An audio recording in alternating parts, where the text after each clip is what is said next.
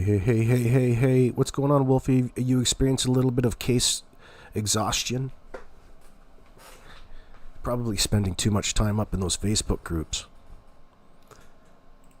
Go back up in there just for enough time to remind you that you need to stay out of them. Very rarely is there anything of importance. It's a place where people love just a virtue signal and pretend for attention. And then you've got assholes that come in and like, for example, up in that uncensored group, they'll have people post that they found something in regards to Jack and Lily, and it's just unnecessary. It's ridiculous.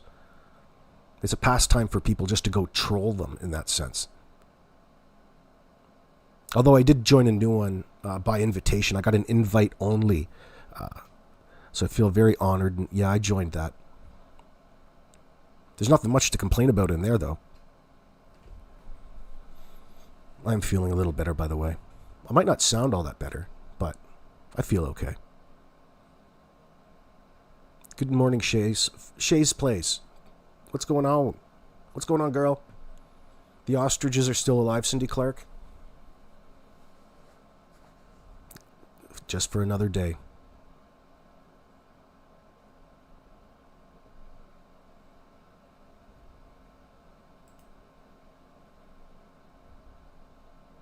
I should probably say hello to you. Turn my light on. I'm not feeling my best. I don't have my makeup on. I skipped makeup this morning.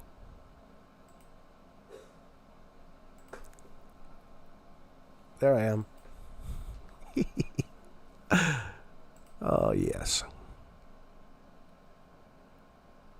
What's going on, Susan B? I've been back busy listening to Mike. I was listening to Mike the other day, and he was doing a comparison between Jacqueline and Trezell West's initial interview. Hey, Jen R., you remember from the Classic and Sincere Pettis case, or Orin and Orson West was their adopted names. That was the very first case that I ever got involved in this true crime genre over. And boy, do I remember it well. I still got all kinds of fantastic content about it. It's all, of course, unlisted. Thousands and thousands of videos of mine are private and unlisted, of course. But they're fun to go back and some of them are fun to go back and look. Memories come flooding back to me about Dougie Hutton and what he was doing. See, I got involved with this case because there's two other creators, YouTube creators, Doug Hutton and AV Watchman, that at that point in time, for whatever reason, people trusted me because I think I was the only one actively calling certain people out in a community. And that was thanks to a guy named Navin Johnson in this cop watching 1A community. Not that I had anything of issue with the particular reasons for going out. It was the amount of dishonesty, right? It was the grifting that goes on. It's the deception and the lying to the audience in order to get money out of them.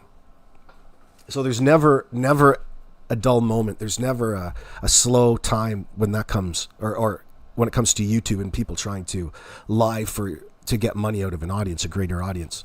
It's a thing. So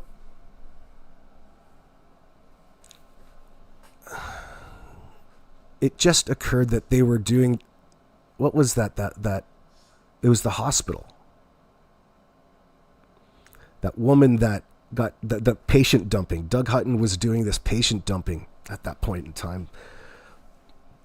That's around December when Orin and Orson were reported missing.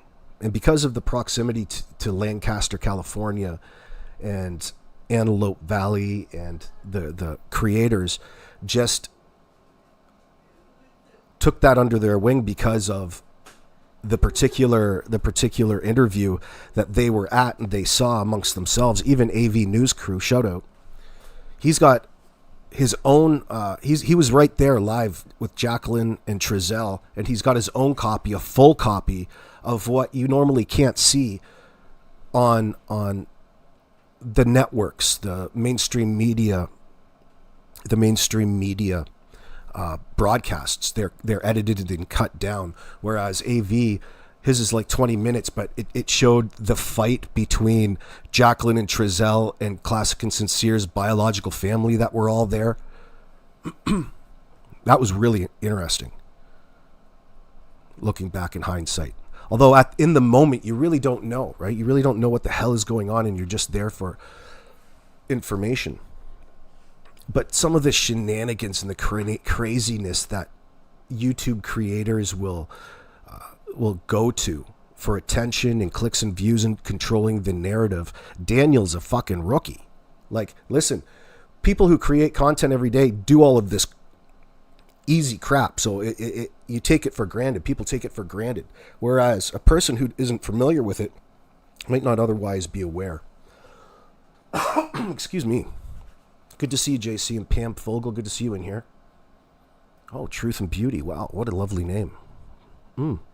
Callie G, what's going on? You talk to her, Wolfie. Wolf, you talk to Callie G. She's an instigator up there, but we'll say she's fairly vocal. I do enjoy their posts all over the place when I run across them. But I'm like, how many times do I read something and then, that little... there's a little voice in your head that says, well, maybe I should respond to this. And then you have another voice in your head say, no, it's so unnecessary. Don't even get pulled into all of this because it's just going to piss you right off. Dealing with randos and all of that. I like reading the comments that people put underneath some of these posts. Some of them are just so stupid. And it's just, man, I guess you really shouldn't feel that way, but really, there's some stupid fucking people out there. Hopefully they don't stay stupid. Hopefully they fucking learn a little bit.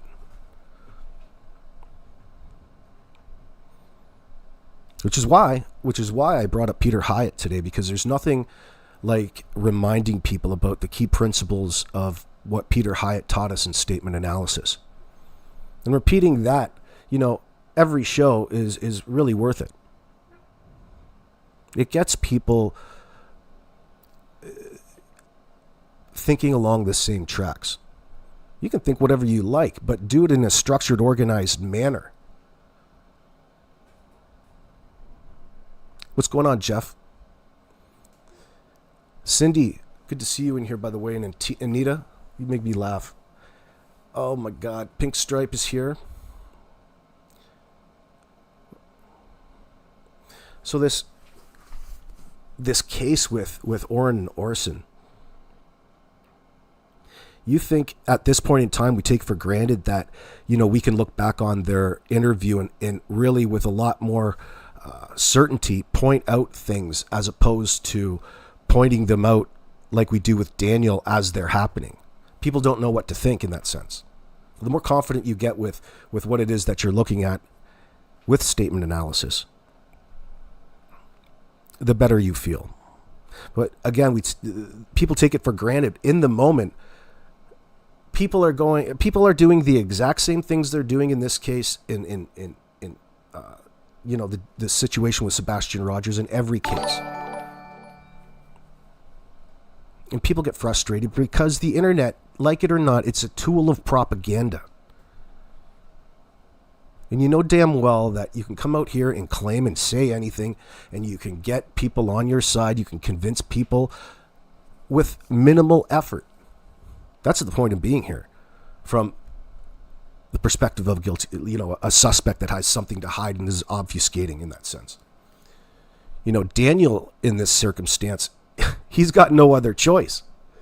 It's not just a one-off. He's putting himself through hell. You can get a little bit of that, and I think that's where a lot of the Stuper's delight comes from, and those 3 successive questions that he's giggling to himself, or he's chuckling, or he laughs, in other words. But it was Duper's delight, that I've got no doubt. I appreciate you, dear Susan. But we take for granted that, now we can look back because they've convicted Jacqueline Trezell with no bodies, by the way, a no-body prosecution. And a big shout out to Mike, the neighbor in California City, because without his amazing CCTV video that showed the night that boys were reported missing and the actions that Trezell went through before police arrived on the scene, didn't match up to what it is that he said in front of that goddamn camera. God darn camera, excuse my language. And that, in that particular case, was everything. That guy deserves a Medal of Honor or some sort of recognition from the city, like a Good Samaritan's Award. And of course, at the time, people online, there was accounts that were just, of course, interested in not so much what happened, but they're more interested in getting the traffic that comes along with missing children's cases. They want the narrative. They want to capture people's attention for the 200, 300, 400, 500, 600 people that come in and out of chat at just a headline. Okay, because that's money to them at the end of the day. And there's nothing wrong with that, but we know what this has to do with missing children. So pretty soon it comes, it's all disinformation, it's all misinformation, and they're doing a great injustice to not just the two victims, but everybody who is well-intentioned out there, because, well, it's just something that you have to grow with, expect, and come to terms with. Try not to practice it yourself, of course, but you're not going to be able to do anything about it because people have a natural interest in this scenario, and of course they should. But don't let it affect you, Wolfie, to the point where you don't know which side is up. I'm not saying that you do.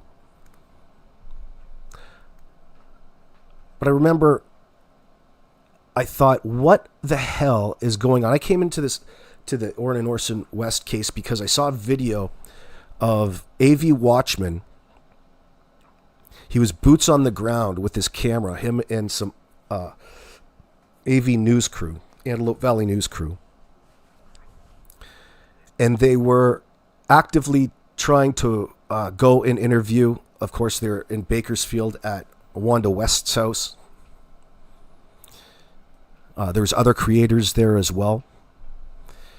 And I'm like, what the fuck are these guys doing? And I didn't know anything about the case at this point in time, but they had their cameras in Trezell's face, calling him a fucking child killer. And I took for granted at that point in time that it was A.V. Watchman that was overstepping his bounds and putting that on somebody, because I was so biased against A.V. at the time. Until I got to learn what the hell he was there for. And that brought me to the particular interview with Trezell and Jacqueline. And that was my foot in this true crime genre, in the door. So needless to say, it wasn't A.V.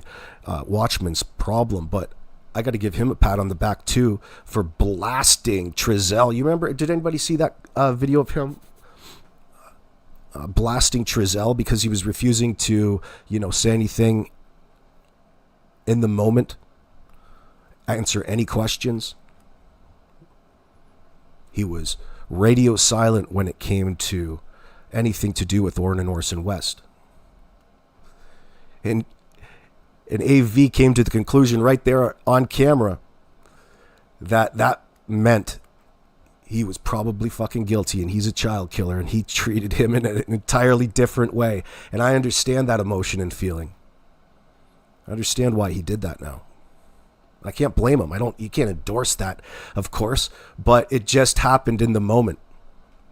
They caught Trezell and his brother by surprise, with the trench coats, walking the dogs and those big sticks.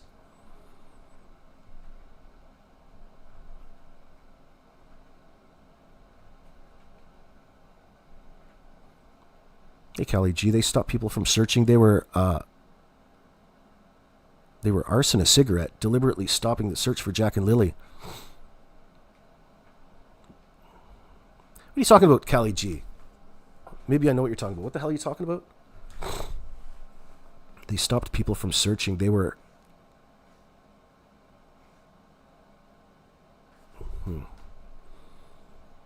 I don't know what you mean, darling. Sorry.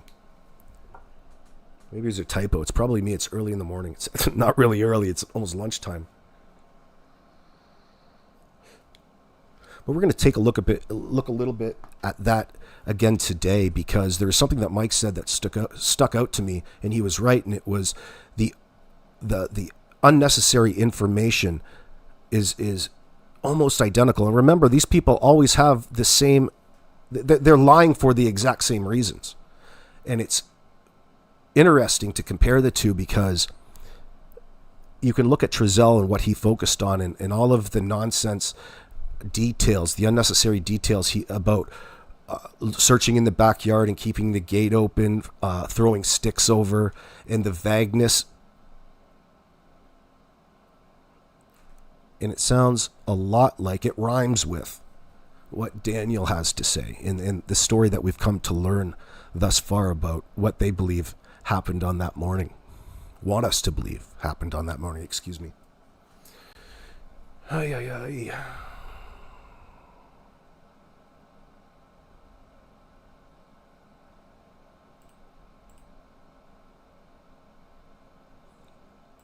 Just a little reminder to you guys.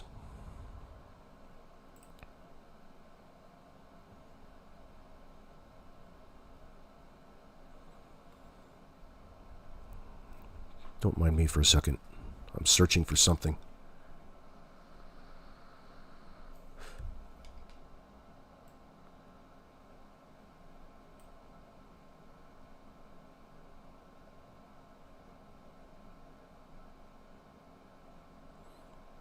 Yeah, I did watch Ninchies this morning. It was pretty good.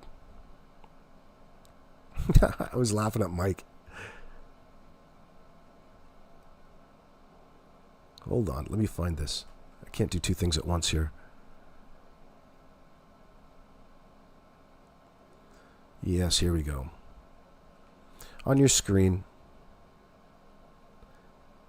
is a list of the key principles of statement analysis in which Peter Hyatt has taught us, which is expected versus unexpected behavior, pronoun usage, sensitivity indicators, temporal gaps and missing information, minimization and deflection, leakage, and finally consistency and context. 7 main principles. I've thrown them through the analyzer, my trusty analyzer today, and we're going to talk a bit about it. Now, innocent individuals typically express ongoing concern, hope, and urgency for the missing person's return, especially in cases involving children. Guilty parties may avoid personal responsibility, minimize the situation, or focus on self-preservation. Does that remind you of anybody? Like, focusing on self-preservation, that's 95% about of the reasoning and rationale behind Daniel getting up in front of the CBC camera all of the time at this point in time. Absolutely. It's unavoidable. It has nothing to do with Jack and Lily. It has everything to do with Daniel playing pretend in that sense, as though he is speaking of authority from the perspective of being a part of the police. Hey, Mike DeMann, good to see you. Be a part of the police investigation. It's nonstop with that fucking guy. He's playing video games. Playing Xbox. Yes, rest in peace, Peter. My God. I think about Peter all the time. It's probably because of how much time I spend in these freaking cases. Taught us about pronoun usage. like I and we on their absence can reveal commitment to a statement or attempts to distance oneself from responsibility. Inconsistent or missing pronouns may indicate deception. And we get with Daniel, that quite often. They want there to be a we. You know, Malaya did that in the beginning, and this is Daniel's doing. This is his coercion, I believe. Pronouns like I, we, or their absence can reveal commitment to a statement or attempts to distance oneself from responsibility. Inconsistent or missing pronouns may indicate deception. Underscore inconsistent there for Daniel. Words or phrases that show discomfort, such as qualifiers like I guess or probably. Think about the amount of qualifiers that Daniel was giving that Globe and Mail reporter in their last, what would you call that, audio clip update on their website. What would you call that? Like never mind. You know what I'm talking about. The Globe and Mail released a early interview with Daniel, and he must have used the qualifier probably, I'm going to use a term my mom uses, umpteen times. Like so many, it stands out. I don't know how the exact number, but pretty much after everything that he said, every answer, there was 1, 2, 3 probablys and all of that. Sometimes more than one in the same sentence. Omitting key details or skipping over critical time periods can indicate withheld information. Temporal gaps, aka. Guilty individuals may downplay the severity of the situation or shift focus to external factors, like blaming others, social media to avoid scrutiny. Oh, what do you mean? That's right in my title. Minimization and deflection. Yeah, he minimizes all the time. That's sad. That would be a form of minimization. Oh, it's sad for everybody. He has to bring everybody else in this circumstance. Man, he's really sidestepping those questions. I don't think that reporter, Heather, she knew what to do. She was trying to help him through that interview. And he didn't want to answer really anything directly. Let's say, I guess. That's a qualifier, I guess. No, he did. Unintentional verbal or nonverbal cues that reveal hidden knowledge or guilt, often contradicting the speaker's stated narrative. Oh, what's our favorite thing over at Mike's? Leakage. Especially when it comes to Daniel. Contradictions within statements or with known facts, as well as inappropriate emotional responses for the context, are red flags. This is this number 7, consistency and context. So, don't even have to play it, but the statement from Daniel, I know for 100% they won't find anything. Using Peter Hyatt's, one moment please. Using Peter Hyatt's principles, an innocent guardian would typically express hope that cadaver dogs might find clues to resolve the case, even if it's painful. Finding remains for closure, for example. Daniel's absolute certainty that the dogs will not find nothing is unexpected, as it dismisses the possibility of any outcome, including one that could provide answers. And this aligns with Peter Hyatt's principle that guilty parties may show unwarranted confidence to control the narrative. Oh, absolutely. You want to talk about trying to control the narrative? You want to talk about trying to control the narrative with this guy? This is where all of these hand gestures come in. All of this great emphasis he's putting in all of the wrong spots. Dude, you're watching too much TV. You're watching CNN too much. Anything but natural. Like he's really practicing up for public relations or human resources. He's really putting himself in that position to be of authority in speaking about this search for Jack and Lily. Oh, God. He's insistent on it.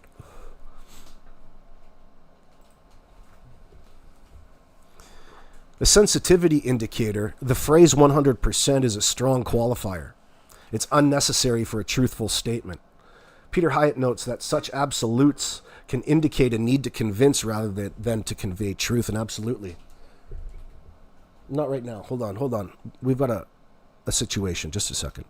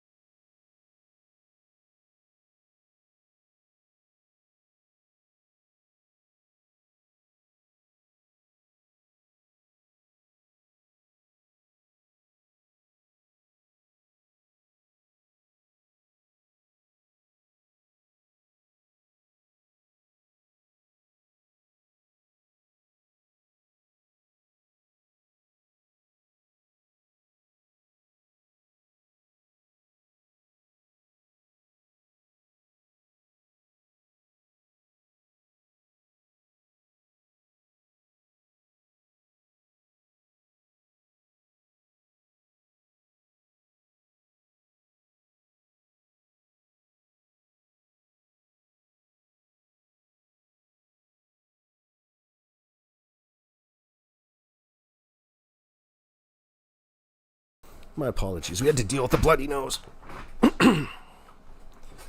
All fixed up.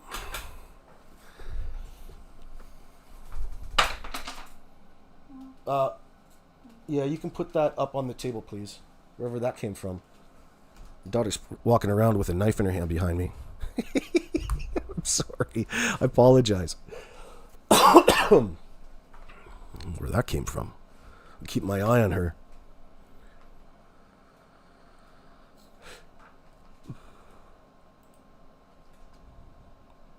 Yeah, we just talked about the sensitivity indicator, the phrase being 100%. That's a bit too strong of a qualifier.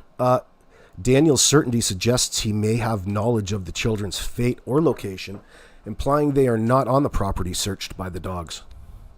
This could be leakage of withheld information, as an innocent person would not preclude the possibility of remains being found due to oversight in prior searches. What do you guys think about Daniel laughing off how extensive of a search? They were discussing how far out the search was going to possibly go, and Daniel, he leaked the fact that he referred to properties, plural.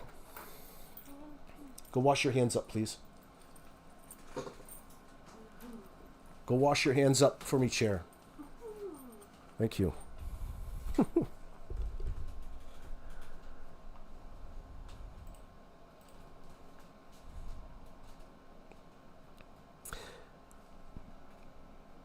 Daniel's certainty suggests he may have knowledge of the children's fate or location, implying they are not on the property searched by the dogs. This could be leakage of withheld information.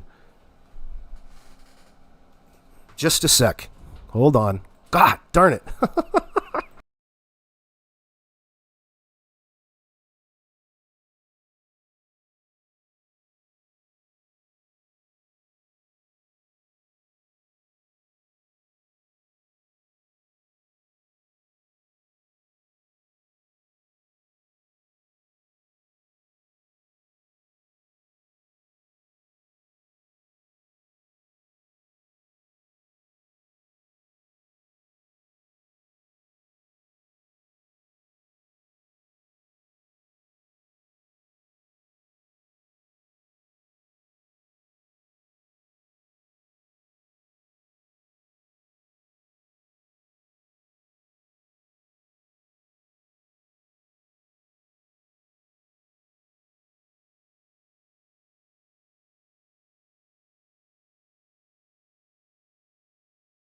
Typical kid, they wait until you're occupied with something or somebody else, and they have to battle for your attention. You drive me up the wall, folks. But it could be worse, couldn't it?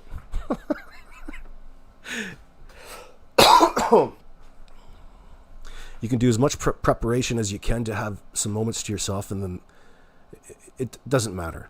It's about battling for the attention. It kind of reminds you of this Facebook group. Anyway, we're back to it.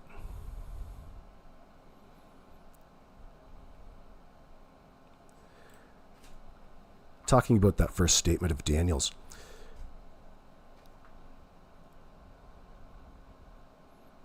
Yeah, that's a boring statement, though. Let's get on to something better. So this happiness about the cadaver dogs. There's 3 statements. One was, well, I'm actually pretty happy about that because it's been about 3 months. I've been asking for them, and it's just been delay. The second one is, I'm pretty happy that they're going to be able to do it. I even hope that they bring more than one dog, if they have access to more than one dog. He even hopes. That's ridiculous.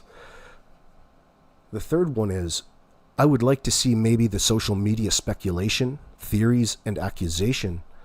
Maybe they're not going to stop, but slow down, because at this point, they're getting ridiculous.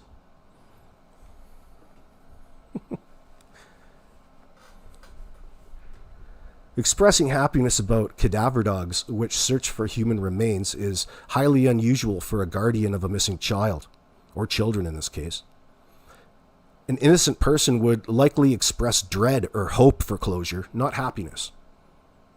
Peter Hyatt emphasized that inappropriate emotional responses are red flags for deception. Daniel frames the cadaver dog search as a means to reduce social media speculation, theories, and accusations. This shifts focus from the children's fate to his own public image. A classic deflection tactic. This is noted by Peter Hyatt. The word ridiculous minimizes public concerns, suggesting contempt or contempt for the scrutiny. He's contemptuous. Probably. The qualifier's pretty happy and maybe soften his statements, indicating sensitivity to the topic. His claim of requesting dogs for 3 months lacks context, like why he requested them, which Peter Hyatt would have flagged as potential avoidance of critical details. Daniel hopes that the dogs will slow down. Social media scrutiny suggests he believes a negative search result will exonerate him, implying he knows the dogs won't find remains on the property. This could indicate prior knowledge of the children's disposition. So Daniel's focus on social media rather than the children's fate, combined with his happiness about search for remains, suggests he is more concerned with controlling public perception than finding Jack and Lily, aligning with deceptive behavior.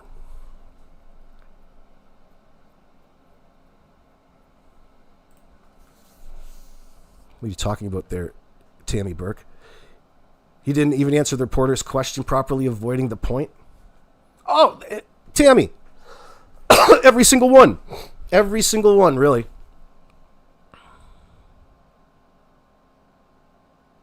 Yeah, ridiculous is not the same as a denial. That's true. You know it, Mike.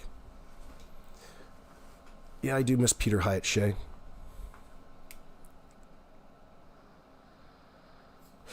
But he's left us with the best thing, and that's his knowledge.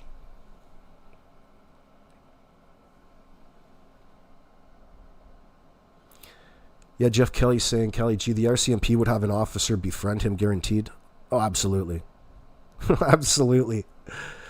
If you really, when you guys have a moment, go and search up on Grok or whatever you use to do your information searching, and look at the investigative models that RCMP homicide detectives would most likely use, and get to learn this PEACE method. And it would drive you absolutely nuts. It's like, fuck, I couldn't do that. That would drive me nuts. But, of course, this is what you'd have to train yourself to. It's their policy. Most of the investigators are probably frustrated with a lot of the protocols that they need to stick to in certain circumstances, I would have to expect, because they're human. I don't believe that any of the detectives up there don't want to find Jack and Lily.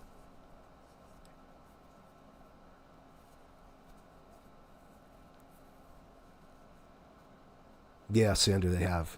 It's a bit much.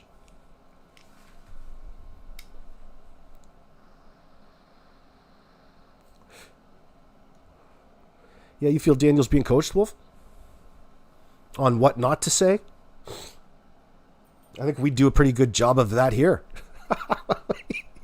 We get him down to a T. Well, thank you very much. The last thing he says is that all of the analysis online has him down to a T. No doubt. No doubt. Thank you very much. That's a big feather in the cap to Mike. Big feather in the cap to Nietzsche and everybody else who talks about it. I don't know if that was intentional or it, you know, most of the time you're going to make mistakes like that when you're fabricating. Think about how funny like Mad TV or Saturday Night Live used to be. Think about how funny improv can be, okay? Yeah, that is leakage. That is leakage, Mike. But when you're pulling from something, my point is when you're pulling from something, it's not as easy as you think.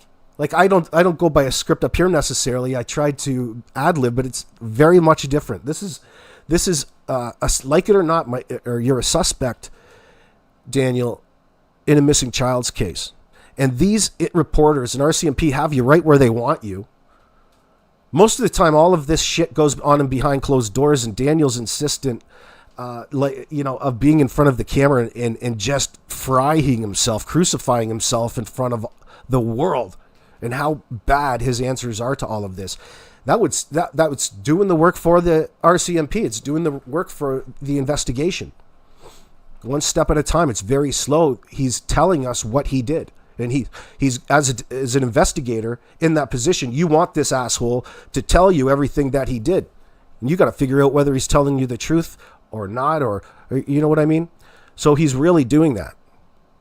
He's doing that already on behalf of us under a different pretense, which makes himself look that much more foolish. You haven't really ever quite seen anything quite like this.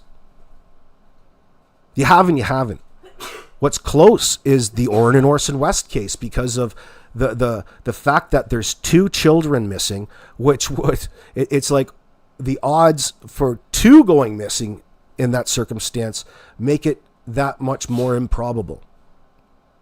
And it was the same in Orin and Orson's case. You know, they were step parents. They weren't blood relation. They brought them into the home as another paycheck. Jacqueline and Trizell. You all right back there? You grab a Kleenex, hon. Grab something to wipe your nose with. We're suffering. There you go. Thank you. But it has so many parallels because of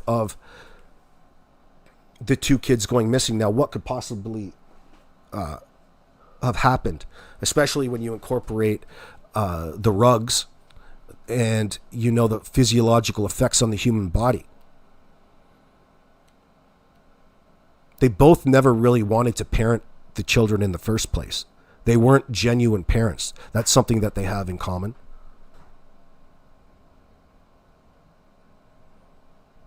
They didn't have a genetic bond to the child.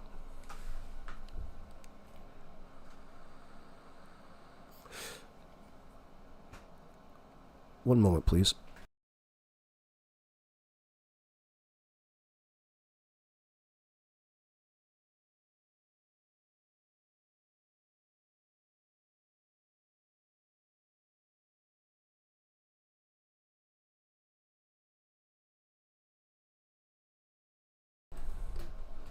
We got it solved.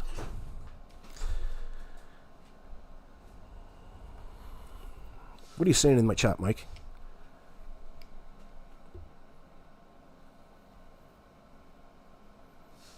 Logan too.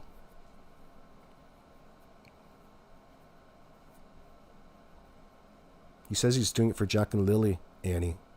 Well, it's such a nice avatar you've got, Annie Tomlinson. Annie. Holy mackerel.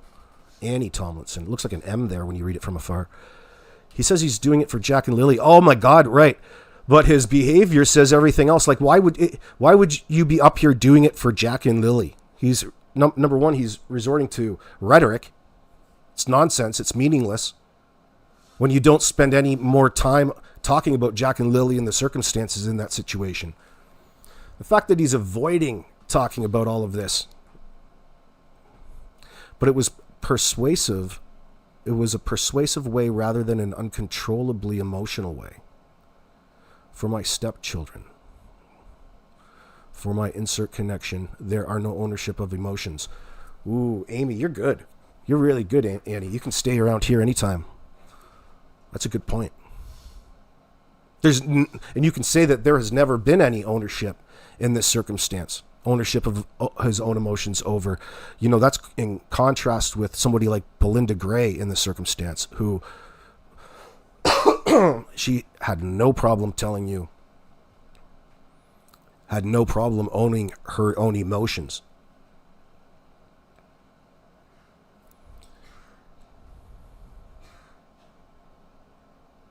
He will tell us, yes, Mike, he will tell you, and he told us, you want the speculation to stop, tell the truth.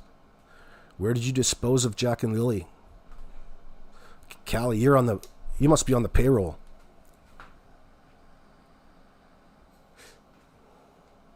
He's going to tell us one way or the other. Eventually.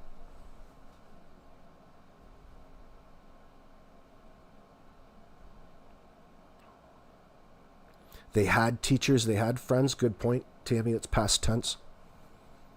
And by the way, he was in junior kindergarten and kindergarten. I noticed that message Daniel put up in the Uncensored group talking about when the truth comes out.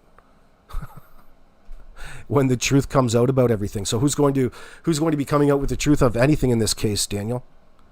And what truth do you recognize that isn't already out there? These little ploys in these messages. And he was talking about this. First of all, it wasn't a winter coat. It was a heavy spring coat. Hey, Daniel, why don't you tell us the fucking difference between a winter coat and a spring coat, especially for a child?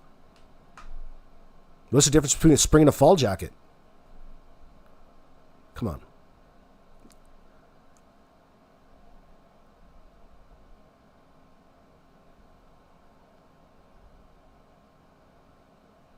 Oh, I'm going to be okay, Mike. Should I be concerned about something? Do you know something that I don't? Mm-mm.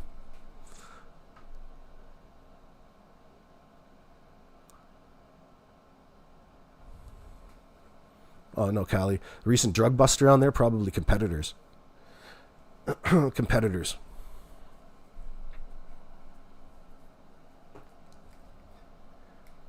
He's not doing all that well if he is. But again, it's probably he makes it so he doesn't have to chance buying it and getting busted. Who knows what he's thinking?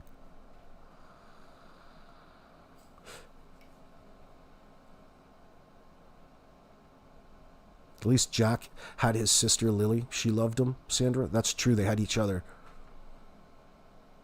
They had each other, and they had people in their lives that did care and genuinely love them, which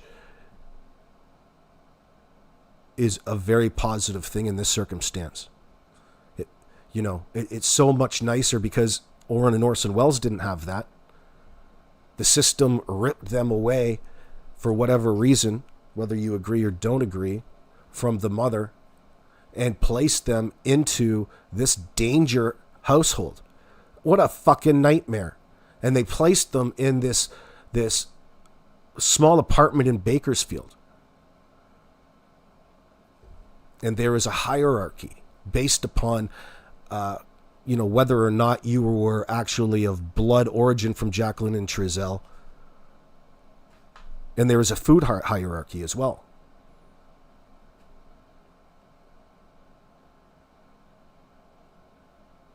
But in that circumstance, there was violence carried out by way of the other children at the direction of Jacqueline Trezell.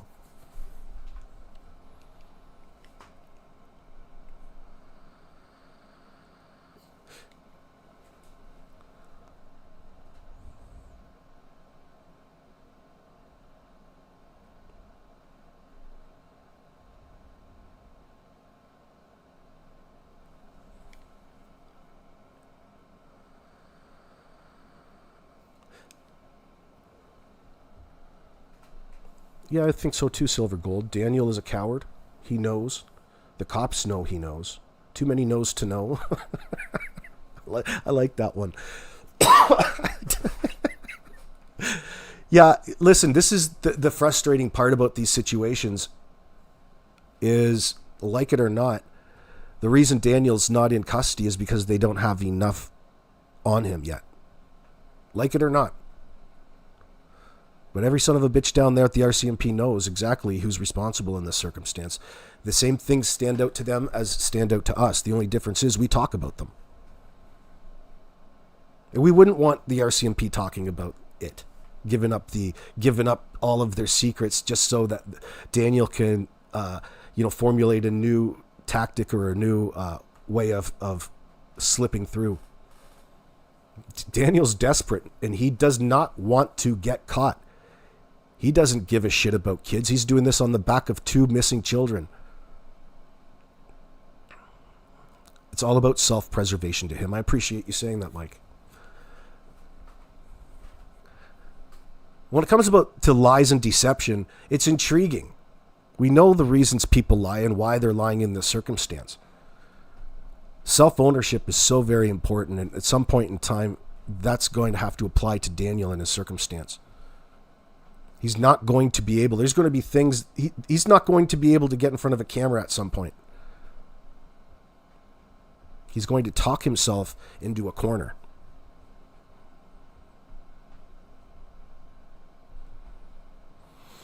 Grove Cat, don't you know it's not important? Don't you know Daniel wants you to remind you that it's not important what the kids were wearing when they went missing. It's only important the first few hours. That's such nonsense.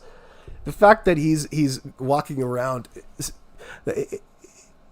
it's like he plays to the RCMP and knows that they're watching him in this circumstance. Like he's showing his ignorance on purpose. Of course he doesn't believe that. He wants you to believe it, though.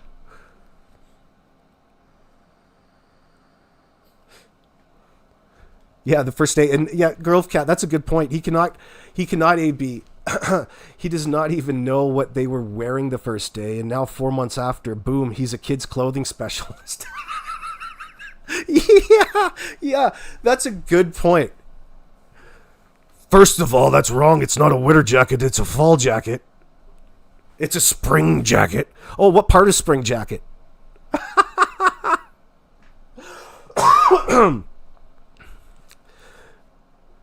Oh, shit. Yeah, you're right on the money there. No, I don't know who put that on him. It was one of his teachers that sent him home in school because you idiots didn't send him to school clothed properly. It happens sometimes. Maybe he has one, maybe he doesn't, but the teacher wasn't going to send them home like that. So they went to the lost and found, put a heavy spring coat on them, and guess what? You can keep it.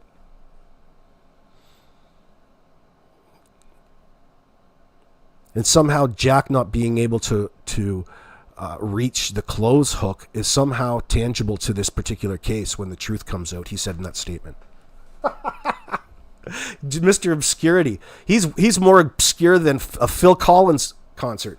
What the hell does that lyric mean? You see how bad fucking Phil Collins lyrics are? Well, that's, I guess, subjective, but it's incoherent. He's a good drummer, though. I love Phil Collins, by the way. Oh, shit. Callie G makes them live with his mom torture. I wonder how that's going.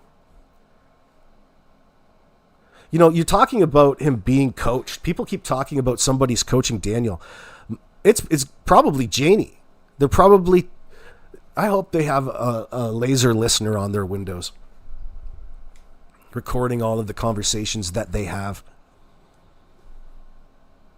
Just, I'd love to be there running surveillance on them, listening in the back of the van to everything that they say. Shit, that would be fantastic.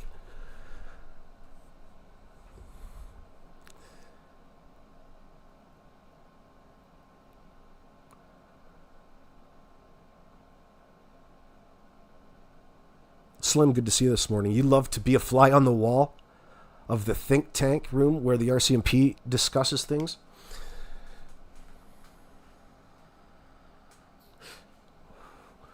Well, most people aren't going to even be in the know. They know how to deal with it, especially deal with it in front of the public, like a camera, a microphone. That's one way you deal with keeping people updated when there's an investigation going on, but it doesn't actually mean anything. You're not sharing any information when it comes to the investigation. That shouldn't be very difficult for Daniel.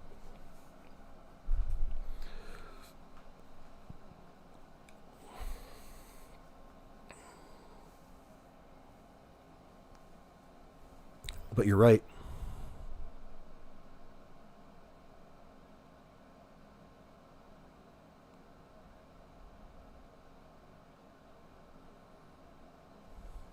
I don't know if he does have a huge amount of family and friends covering for him, Callie. There's just a few, but it makes, when you've got 2 or 3 or 4 sock accounts, you can really create the illusion that you have supporters in that circumstance. When in fact, it's just a couple of people. I don't see any support when it comes to rationally thinking or rationally minded people about what it is that they're looking at here. We know a liar when we see one. All right?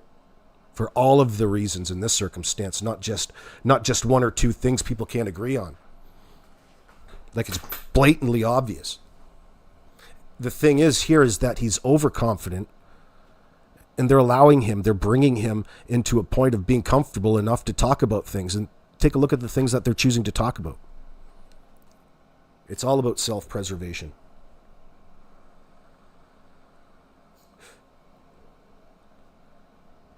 Annie Tomlinson, especially when pull-ups are still needed at 4 years old, if Jack was able to put his boots on, could he not put on his own pull-ups on too? I don't know if... Probably. Yeah, he could probably do that. Did he? I don't know.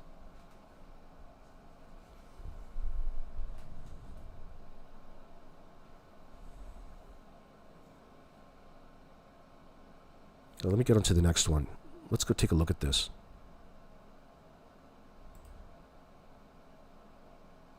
This is one of my favorites. I'm going to pop this up right now. Put Daniel on the screen. I need someone to look at.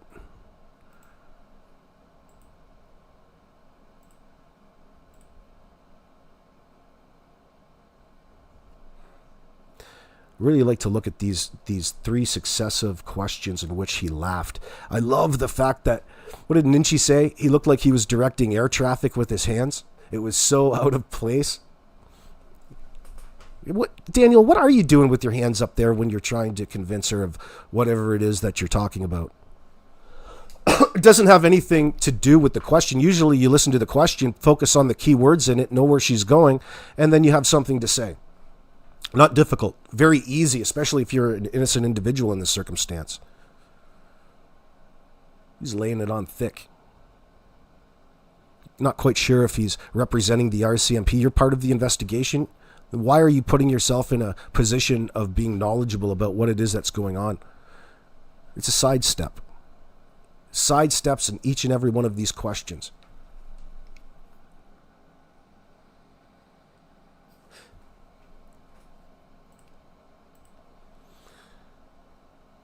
The statement is, and this is his denial of involvement. No, because I didn't do anything. I know Malaya didn't do anything. I know my mother didn't do anything. Those are 3 people on the property. Remember those 3 is a liar's number? After the polygraph exams, they should have known right there. We didn't kill any of the kids, or we didn't kill the kids. Well, isn't that interesting? Is that a self-correction at the end?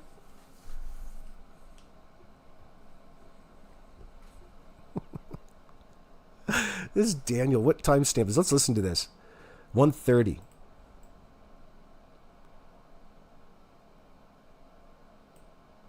Any piece of you that's preparing for the fact, like, what if they do find something? No, because I didn't do anything. I know Malaya didn't do anything. I know my mother didn't do anything. Look at the cues. This guy's fucking twitching. He's twitching like a... What twitches? He's twitching. Laughing, twitching, carrying on. Let's get a bigger screen going. Minute 30. Let's take a look at you. Let's take a good look at you, Daniel. Well, let's move you. Get you a little bigger. Whoops. Heaven's sakes. How about this one? Something like that. Okay, here we go. We're ready. Minute 30.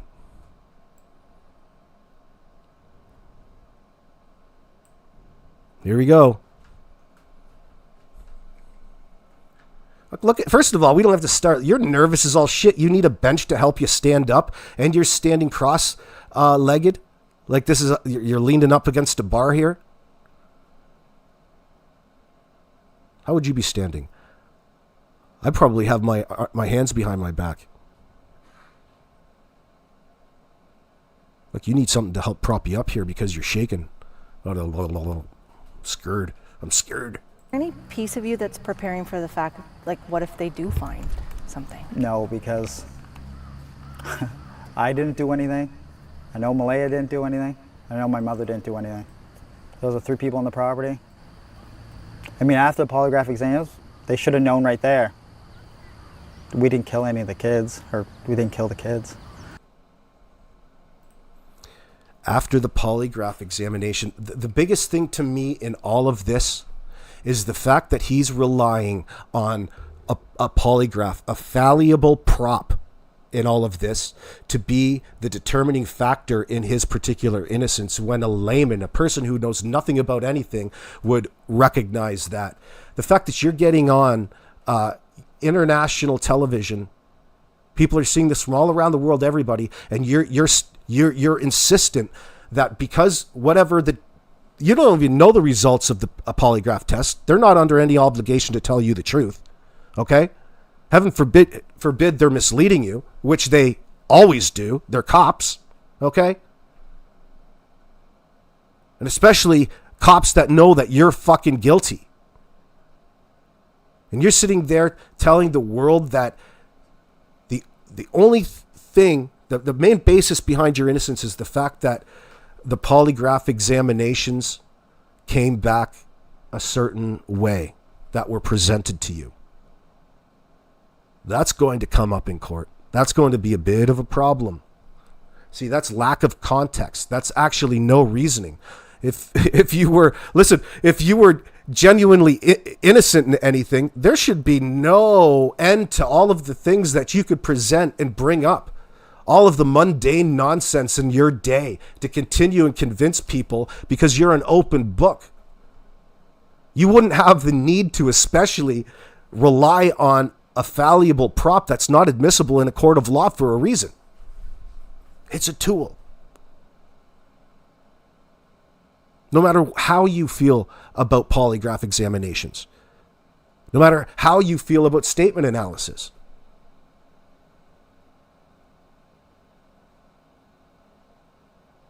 you don't need a goddamn polygraph examination in this case.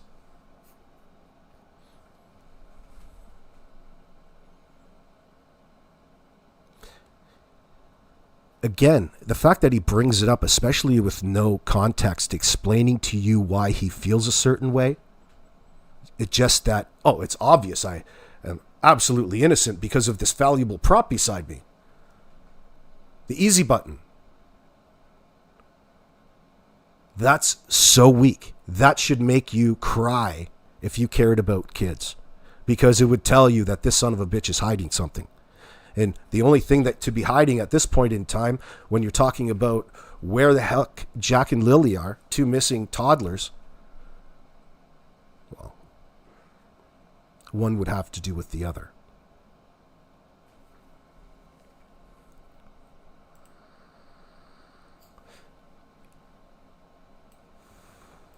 Is there any piece of you that's preparing for the fact, like, what if they do find something? No. She asked you that. You know, there's a reason she asked you that. Because the questions previous to that, you sidestepped on her. So you forced her into asking that question because it doesn't add up. It doesn't make sense. In your sheer denial, you're showing that you don't even want to engage in conversation with the reporter. What the hell is the point of being out here? She's giving you... This reporter is probably just giving you some grace. Like, I mean, there's no sense asking you the next question if you're stymied on the first two. So it's worth a further a question. What are you prepared to find anything? There's no closure for you. You're not concerned about what happened to Jack and Lily. Because he wants you to think that he doesn't believe the kids walked out into the woods now, at this point in time.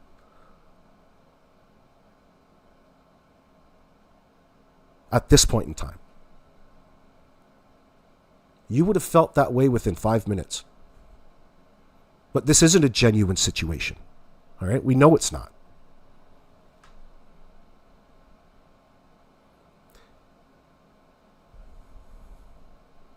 No, because I didn't do... So he didn't. He doesn't like the question. He doesn't like the fact that she's asking him that question. You're forcing him to acknowledge something that he's overly sensitive about, and he doesn't like that. Forcing the laugh, like, huh, I can't believe you're fucking not going on to the next question. I can't believe you're asking me that. I can't believe you're insinuating that the fact that Jack and Lily are dead and could possibly be recovered is going to be somehow attributed to myself. I watched that yesterday, Norbeaster. I watched that hour and a half of police. I do that a few times. Watch that Chris Watts police video about him coming back and when they're first trying to find his wife. He sure took up a lot of time on his cell phone. He couldn't make eye contact in that video very well. And by the way, you can't make very good eye contact in this video for more than a second. After every question, his eyes bolt down and around, and then he's got to squint hard as though... Do you want to switch sides here? You want to face the south? You want to face the east? Why don't you just wear some shades, brother? Why don't you put on some Randy Macho Man Savage sunglasses and try to beat us at our own game? Oh, God, Daniel. Man, oh, man. Watching somebody try to get away with this is so frustrating, isn't it? It's such a frustrating part of the investigation. It'd be a lot easier if you were in prison jumpsuit right now. It wasn't me. I didn't do it. Human remains on the property. Is there any piece of you that's preparing for the fact, like, what if they do find something? No, because I didn't do anything. I know Malaya didn't do anything. Do anything? Do anything? What do you mean this doing anything thing? What's this do anything? What are you saying? He's saying whatever that thing is he's avoiding, like, you didn't do anything. This is not a very sound denial at all. This is not a denial. In fact, it's an indicator of deception.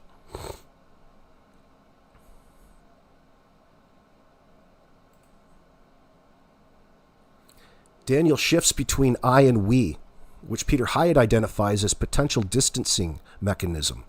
The initial I didn't do anything is personal.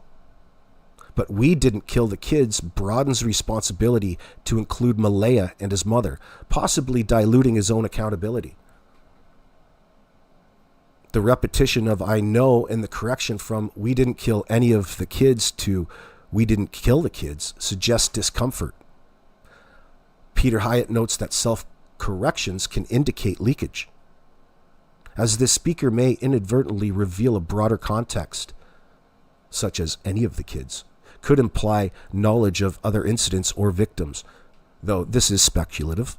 The phrase I mean is a weaker signaling hesitation. It's a weakener. It weakens the statement.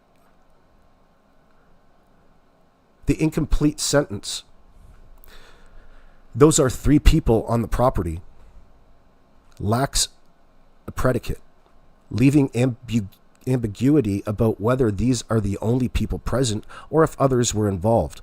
Hyatt would flag this as withholding critical information, possibly about additional individuals on the property at the end of the disappearance.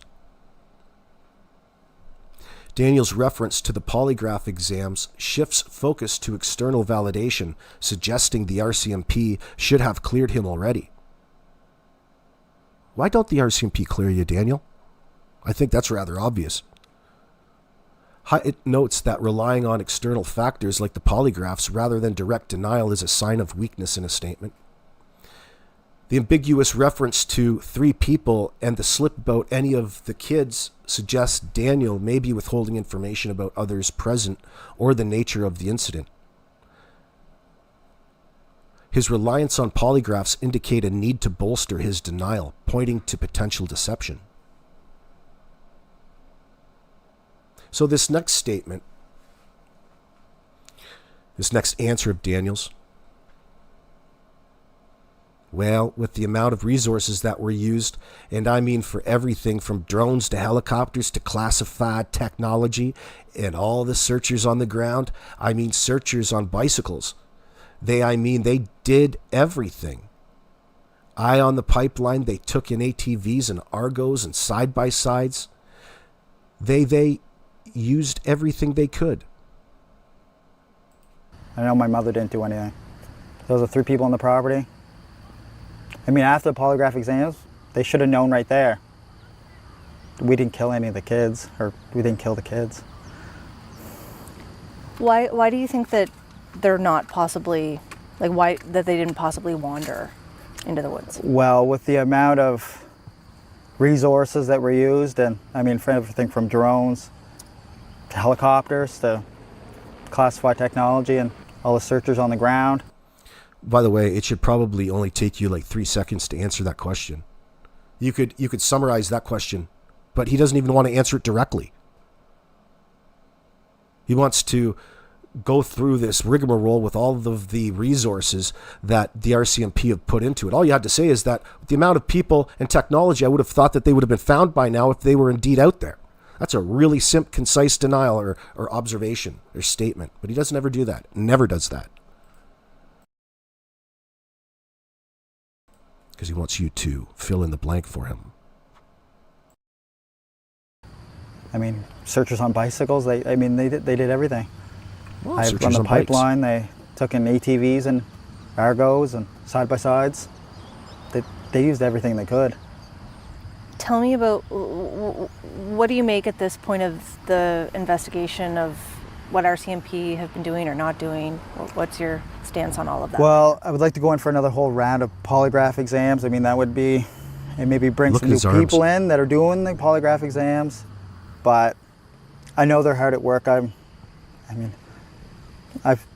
filled notebooks with just trying to help them find leads or give them any kind of small detail, answer as many questions as I can, or but I'm doing everything I can. I usually try to meet with them 3 times a week. Man, he doesn't seem very comfortable, does he? Look at this. So you went from what would make him do that? Well, look at he's got his arms up and then they go down.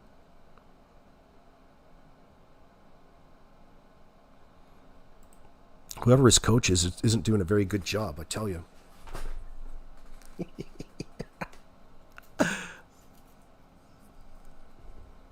154.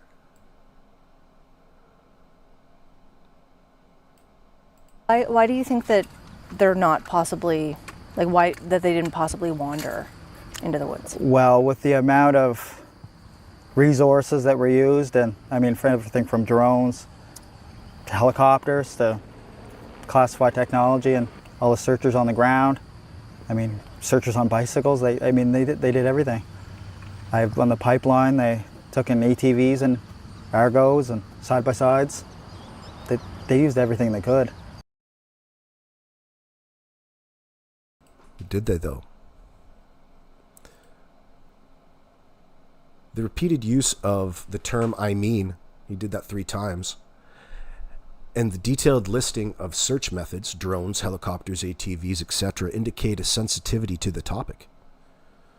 Peter Hyatt suggests that over-explanation, especially about unrelated details, can signal the need to convince rather than convey the truth. You get that a lot in Daniel's language. Expected versus unexpected behavior. An innocent guardian would likely express frustration that extensive searches failed to find the children, coupled with the hope that new searches, like the cadaver dogs, might succeed. Daniel's assertion that the searches were exhaustive and found nothing, only a beaver and a coyote, dismissed the possibility of the children wandering off, which contradicts his claim of hope. This inconsistency suggests he knows the children did not wander. By emphasizing the thoroughness of the searches, Daniel inadvertently reinforces that the children are unlikely to be in the searched area, implying they were removed or concealed elsewhere. Daniel's dismissal of the wandering scenario, combined with his detailed recounting of search efforts, suggest he knows the children are not in the woods, potentially because he's aware of their true fate. Tell me about what do you make at this point of the investigation of what RCMP have been doing or not doing? What's your stance on all of that? Well, I would like to go in for another whole round of polygraph exams. I mean, that would be, and maybe bring some new people in that are doing the polygraph exams. But I know they're hard at work. I've filled notebooks with just trying to help them find leads or give them any kind of small detail, answer as many questions as I can, or, but I'm doing everything I can. I usually try to meet with them 3 times a week, and sometimes they're not around for that, or phone calls or texts, but whatever we can do. So I guess to bring it back to the cadaver dogs, since you've been asking for it for so long, I guess, you don't have any information on how that will happen? No, I don't even know where quite they're going to start searching, or where they're going to do. Are they going to expand out onto the properties? The property there is fairly small. It's only 2 acres. So. Yeah. Will it be the whole 8.5 that they searched previously? I don't know. That's a lot. That would be quite a few. He's laughing again. It'd be a couple weeks probably on laughing again doing that. Yeah. But I mean, if you look at the documents, and some of the other stuff RCMP has said or done, there's 70,000 drone photos that were taken during the search. That's a lot of photos. They had to review and do everything. So they would have found some kind. You're like Sideshow Bob from The Simpsons. This is a sidestepping Daniel. Kind of something there. Or even when they brought in classified technology, they scanned the whole area. They ever found a beaver and a coyote. Lucky even laughed right there. He laughed right there at the end. Do you guys have your noise-canceling headphones on listening to this? Sorry, I just yelled in your ears, by the way. I'm sorry about that. Laughing, lip-licking. It's a weirdo combo, says American 67M. You got that right. That is just ridiculous. Like, what the hell? That is Duper's delight. Can't you control yourself? I think that's probably a pattern in this whole scenario. Is Daniel not being able to control himself in that sense. He's comfortable enough to bullshit. Like, he's bullshitting to such an extent that he can no longer discern, make good judgments in that. It's just all on the table. He's laying it all out there. Why wouldn't he? Because you're dealing with the cops. It's not like they don't see this. Cops get lied to every day. Oh boy. What timestamp? We'll go to 6:54 and I'll read the next one. Fan.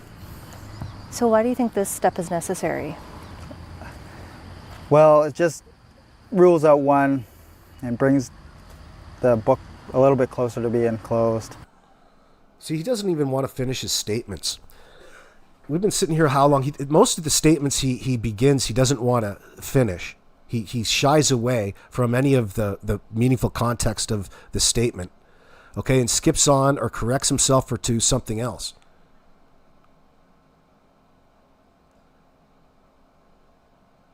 So you could think that is omission, right? These are big gaps in the things that, even in his answers, these are answers that you would otherwise have easy questions that you would have easy answers for, that would be relevant. But you're not even choosing to go there. It's like, what did that have to do with 70,000 drone photos? What did that have to do with going on and on about all the things the RCMP used to search? Did they all eat ham sandwiches too, pal? Like, who gives a fuck? And better yet, why are you on the CBC talking all about it when we all know that you're the last person to see Jack and Lily alive?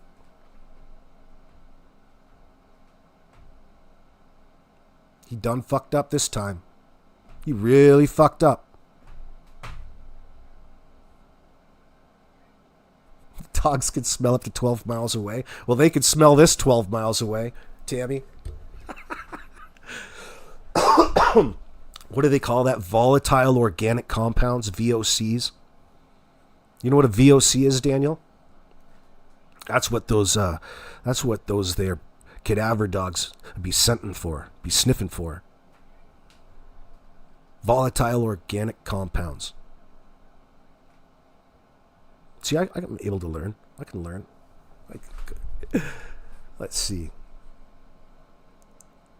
I mean, one chapter at a time. How have you been doing? Well, I'm not going to say I'm doing well, but doing better than I was at the start, I guess. Here we go. It's physically exhausting, mentally exhausting, emotionally exhausting, but Minimization, every day, deflection. You wake up and it's a new day. New hope. And just keep going forward.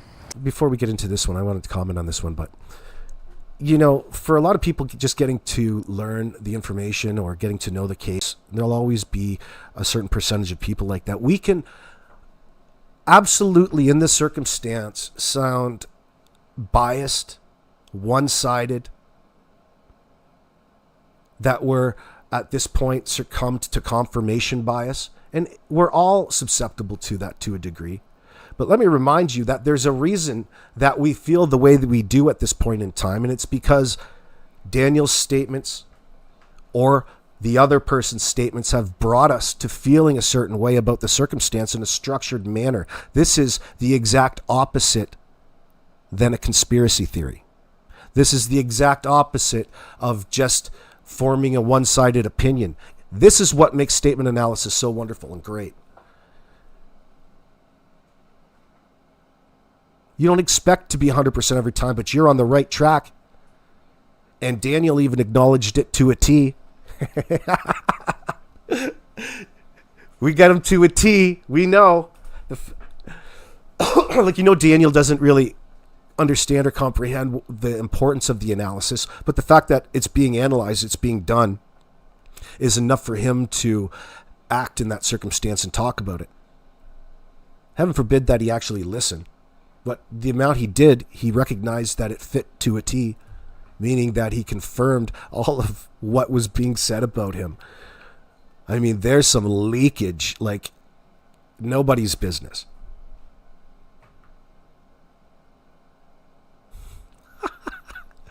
Yeah, you can't get frustrated at the rhetoric, Anita Bonita. I know how annoying that is to read. You say, stop picking on Daniel. He's doing more than their mother. Well, we can recognize at this point in time that when you hear comments like that are trying to portray Malaya in a negative light at this point in time, we don't even need to talk about Malaya at this point in time. We know Jack and Lily are missing. She's clammed up. And the only one doing the talking is Daniel. He wants to insist it's because he cares about Jack and Lily rather than the self-preservation that we get rammed down our throat every time he takes to the CBC. Like, come on, dude. We can see what's happening. Daniel wants to continue to convince you of otherwise. Okay? The need to do that should tell you just the level of deception that's going on there, worth further scrutiny. There's nothing about this son of a bitch that is innocent in the disappearance of Jack and Lily. None. So those statements, stop picking on Daniel, you know and recognize that that's coming from a fabricated narrative from Derwood O'Grady, perpetrated by Daniel himself and Janie. Do you know what's so intriguing to me? And now I've got to go back to CBC and verify this. But they edited their initial interview because remember when Daniel, we did a whole video on it. I'm going to have to go and find that video in my own library. Maybe someone else did it as well. I'm sure they did. We talked about it. But he was implementing, he was talking about how him and Meadow are going to visit Malaya when the police catch her and fuck her up with all their amazing mind tactics. The CVC, I'm sure, cut that part out of, or edited it out at this point in time, but it was out there and it's captured. So keep your eye out for it. That's a sought after clip right now, if you're a content creator looking for something.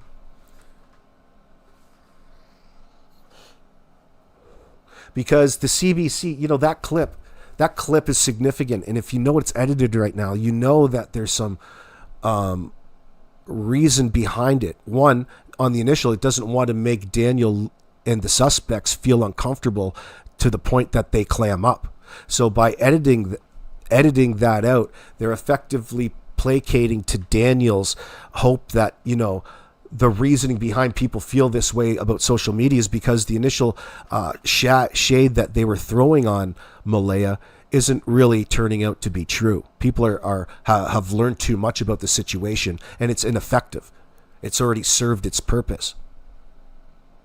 And he wants to hide behind these inconsistencies and these omissions like it's just him being in the dark as opposed to everybody else. He wants to be one of us. No. Daniel, you know everything that we're searching. Not everything.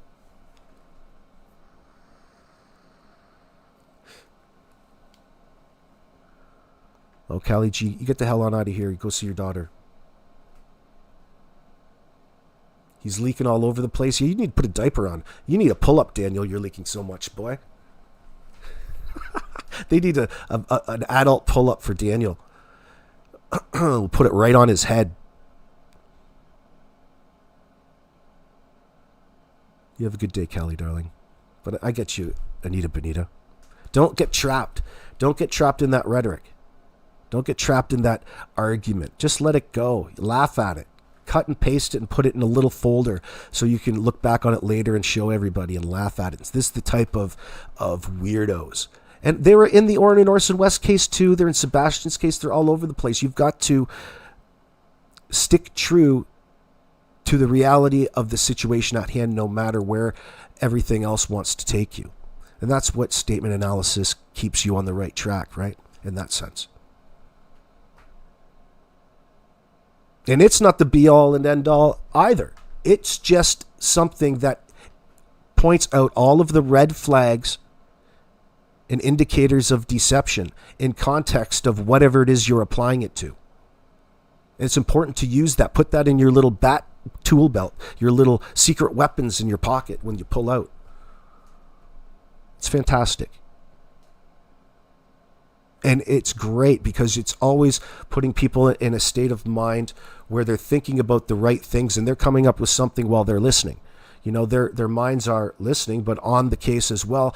And it is so beneficial, especially when it comes to a greater group think. But don't confuse it again for confirmation bias. All right? Because it's not. There's a reason we feel the way that we do about the circumstances based upon the statements that we analyze. There's nothing wrong with that. There's such a thing as becoming, too affected by it, of course.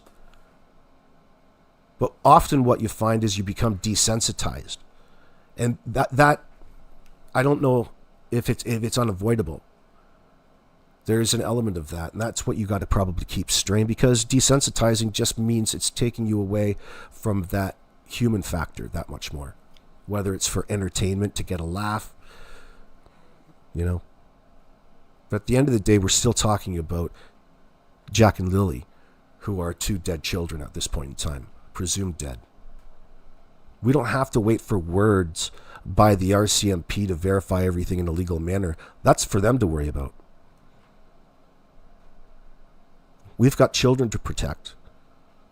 We've got selves to protect. And watching people lie and try to get away with shit is entertaining AF every single time. Without a doubt. This is historical level when it comes to missing children cases in the circumstance. This Daniel is going to be right up there with the biggest names in the last 20 years because of what it is that he's done. I don't think that's in doubt. Focus on instead of the, what we are, think about for a moment what it is Daniel has done in the circumstance. What is it we're really thinking? Now, you can keep it to yourself. You don't have to list it in my chat. But what lessons could we learn from what Daniel did in the circumstance? Not to mention the fact that he's not even owning what has happened here. They're putting it back onto the kids, back onto Malaya, because it's the types of individuals that they really are. The same real Daniel that Malaya fucking discovered. That Cindy knew, that Wade and Patty and everybody else recognized. They recognized the problem, and they've been quite open about it. There ain't no need to speculate. We don't even know a fraction of it.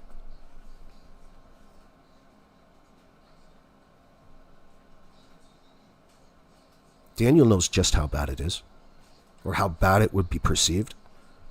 Why would he have the need to manage people's perception so desperately? We know the answer to that. It's a redundant question. But still, I had to say something, right? Excuse me. All right. Let's get back to it. What's going on, JC? I began following these missing children, concerned about serial events in the area. What area, JC? It definitely gets like that, Lori, no doubt. Every time Daniel opens his mouth, he exposes his guilt. That's been in something I kind of agree with you. I can't disagree with that. On pick 2. You can't disagree with that statement because there's always something that they're avoiding talking about in any of these interviews. It's obvious. You're always referring to the thing or the something. That's some distancing language there. But that's been a tactic his entire time. It's part of it. Out of necessity, right?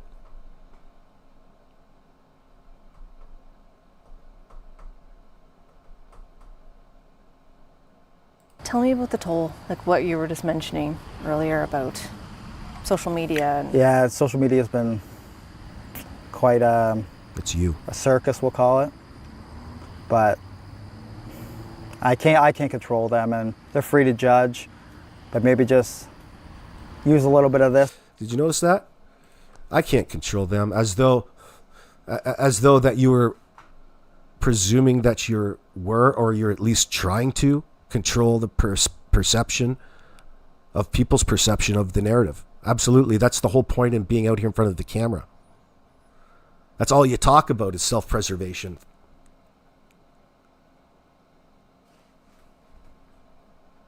Use a little bit of this.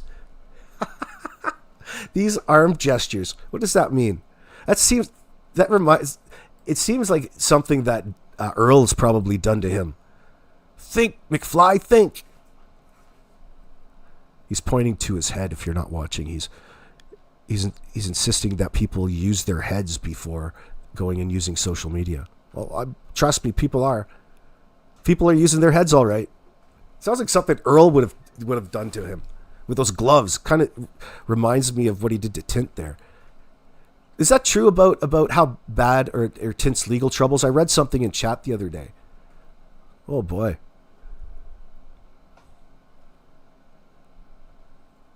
You feel this case will be a Sebastian Rogers scenario, Laurie Green?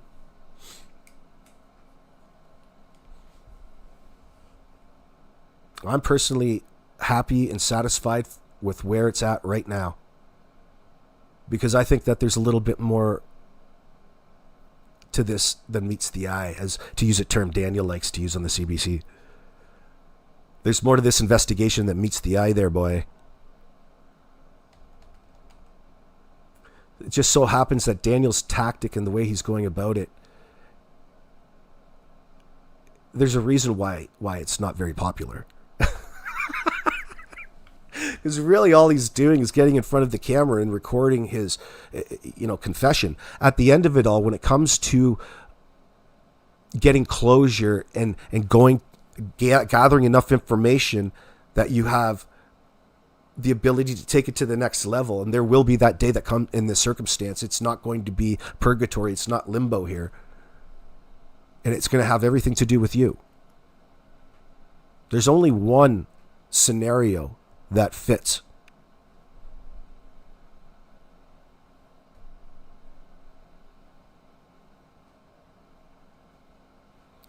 It's just going to take a little bit of time probably to get him to that point psychologically. You think the stress he's feeling now is going to dissipate any? No. He's not getting away with anything. Nobody believes that he's innocent. The fact that you've got a dude here trying to convince you of a fantasy and of anything, it takes away from the situation. I don't want to think about that, but I can't help it. What did he do? And why did he do it? What type of individual would he have to be in order to have done what it is that he's doing? And what is atypical of individuals like that?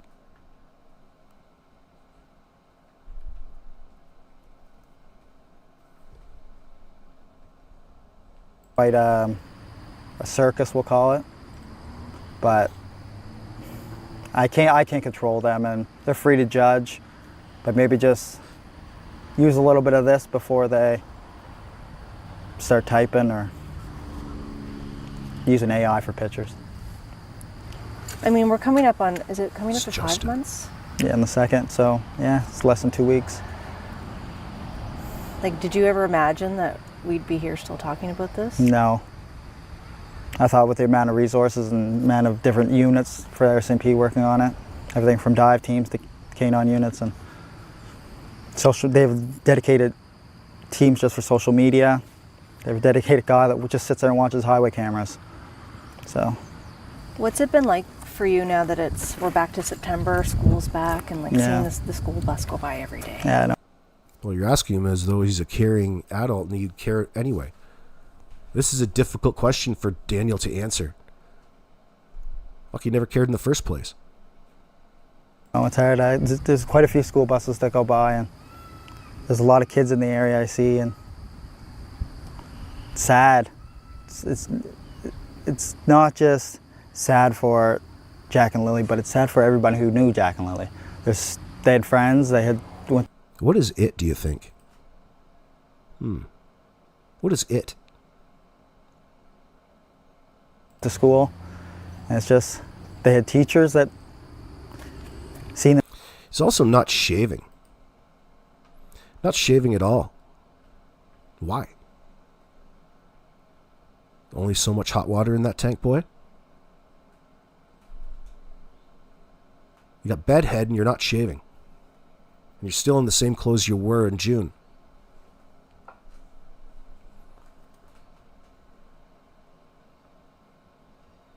He's letting himself go. Or maybe he's becoming one with the world. He's becoming one with the earth. He's going to live off the land.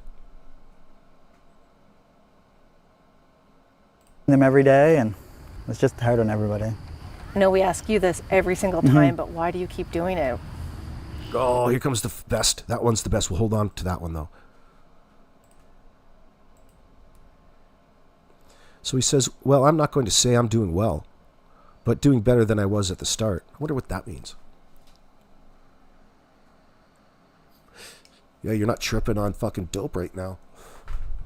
You're not tweaking AF. It sounds like somebody that's in Narcotics Anonymous would say.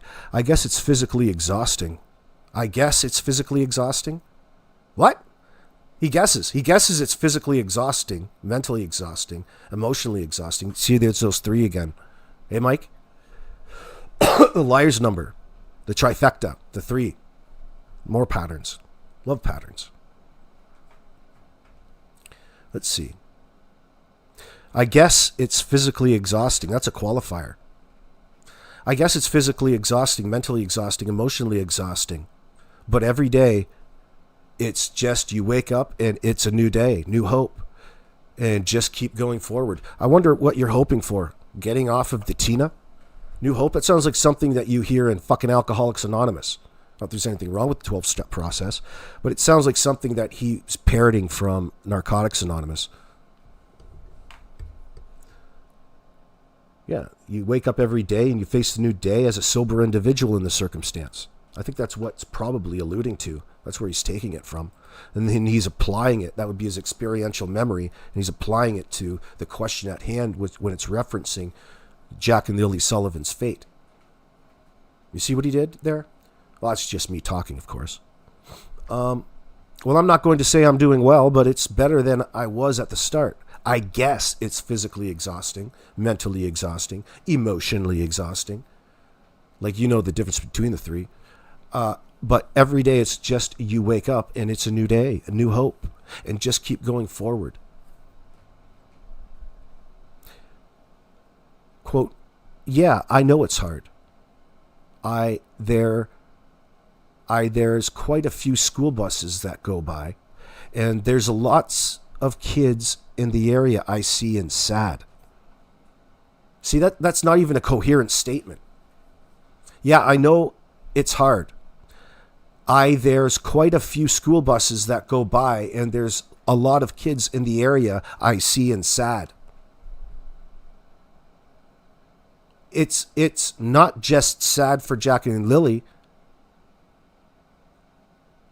He's projecting. But it's sad for everybody who knew Jack and Lily. There they had friends. They had went to school. Had? It's just they had teachers that seeing them every day, and it's just hard on everybody, projecting. So Peter Hyatt emphasizes that innocent guardians of missing children typically express persistent anguish, fear, and hope for their return.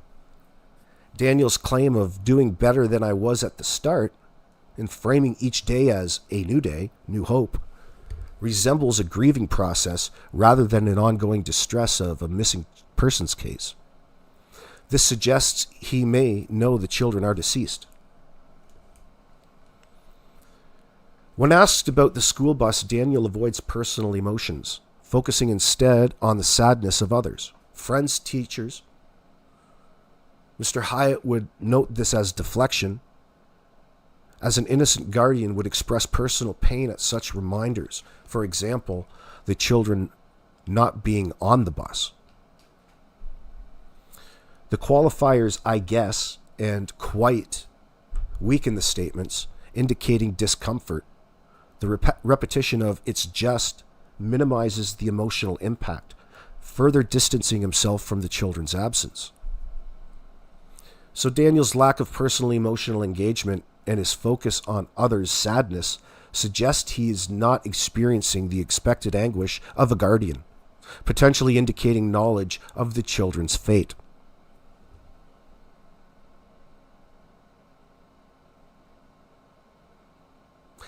Quote, yeah, social media has been quite a circus, we'll call it. But I can't control them, and they're free to judge. Well, thank you very much. But maybe just use a little bit of this before they start typing or using AI for pictures. The statement, for Jack and Lily, I don't do this for myself because I'm going to see this online later and people are going to analyze it. Every time I move my hands, every time I open my mouth, we haven't even got there yet. Hold on, we'll play that right now. Every time I move my hands, every time I open my mouth, every facial expression, they analyze everything right down to a T. For Jack and Lily. I don't do this for myself because I'm going to... Why do you keep doing it? For Jack and Lily. I don't do this for myself because I'm going to see this online later and People are going to analyze it. Every time I move my hands, every time I open my mouth, every facial expression, they analyze everything right down to a T. He's high right now. I know that. What would you like? I think he's probably high in this video. Daniel shifts focus from the children's disappearance to social media scrutiny, calling it a circus and suggesting people need to use a little bit of this, presumably their brains. Hyatt identifies this as deflection, where a guilty party blames external factors, like all of you, to avoid addressing the core issue, which is his suspicion and him being the last to see Jack and Lily alive, and with this goofy-ass story. The phrase right down to a T. It's notable. Peter Hyatt would interpret this as potential leakage, as it inadvertently acknowledges the accuracy of public analysis, suggesting Daniel is aware his behavior is incriminating. That's exactly what he's doing too. All you got to do is ask. The guy gave it away. You have to think he's going to just give it all away at some point. He's so fucking dumb. It just goes with the damn territory. Like, you're up here fucking up this bad. Why don't you just come clean and admit it, for crying out loud? Don't even put us through this. It's so bad. Oh my God. Anita Benitez says, AB, he's on medication for all of the stress. That's why the void. Well, don't get on that medication, dude. It'll make your penis shrivel up. It'll fuck up your sex drive. AB, he's on medication for all of the stress. That's why, self-medicated. Nothing's changed. He's always been self-medicating. For all of the stress, that's why the void of emotion, or so they say and want us to believe. Well, that would definitely have been, wasn't a factor in the polygraph examinations, of course. Yeah, it's not authentic, JC, you're right. Yeah, to a T means perfectly, like a hole in one. It's a golf analogy, isn't it? To a T. Ding! Hole in one, baby. Oh, right down to, you couldn't get any closer to the target. The T, hole in one. Or, that's the cup, by the way. A T is where you launch off from your golf ball. You launch your golf ball on the tee. You tee off on somebody. Down to a T. Right. Sorry I confused us. Confused the hell out of us. Apologize. In an earlier interview, he said he would be searching the rest of his life, says Ivashan. No mention anymore that he is searching. Yeah, how's that search going? Yeah, the OJ. He pulled an OJ on us.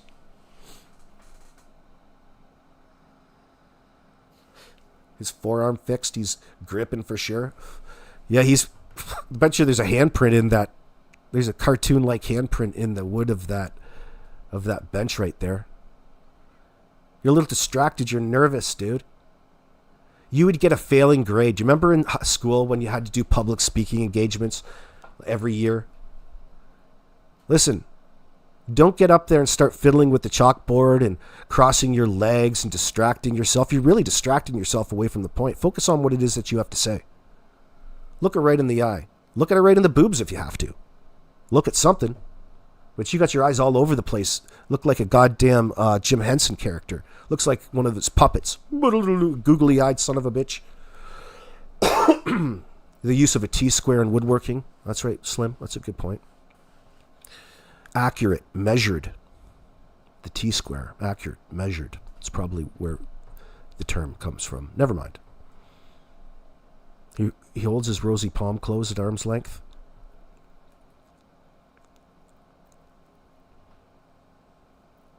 Why don't you hold the reporter's hands? Why don't you just hold her hands? You can look into each other's eyes and you can answer her questions directly. You can hypnotize her. Hypnotize her. Okay, let's listen to this. Let's listen to him choke again. For Jack and Lily. I don't do this for myself because I'm going to... See his pattern, his MO? Listen, asshole, you should have not even said that at all. You shouldn't have just stayed right away from not... Look, he's introducing what it is we're all alleging in that sense. Like, you are doing this for yourself because yourself is all you talk about up here on the backs of the fate of Jack and Lily Sullivan at this point in time. You're trying to bring all of this to a close for everybody, as opposed to come to some sort of resolution and find Jack and Lily. You know where Jack and Lily are, okay? You know where they are, Daniel. We need to know that information. So we'll have you stand right here in front of the CBC camera, and we'll ask you as many questions as it's going to take for you to leak to us where the hell these kids are. Anybody ever thought of that? I think that's probably what's going on here. Why would you risk what you're watching? Why would you, as an investigator, want anything any different? Of course, in an ideal world, you want this guy to walk in and hand himself over, but you're saving yourself a lot of time just watching this stupid son of a bitch. You know what direction to go in. Don't think it's the statement analysis out here. Imagine what the ones that get paid for it are thinking right now. Why would you want to ruin this little thing we've got going on with Daniel? You almost don't even need to talk to Malaya. At some point, you're going to have a whole raft of questions for Malaya. Then you're going to have your reason to go back and bring old Daniel in for some further questioning. We're going to get to the bottom of this. We got a new investigator in town.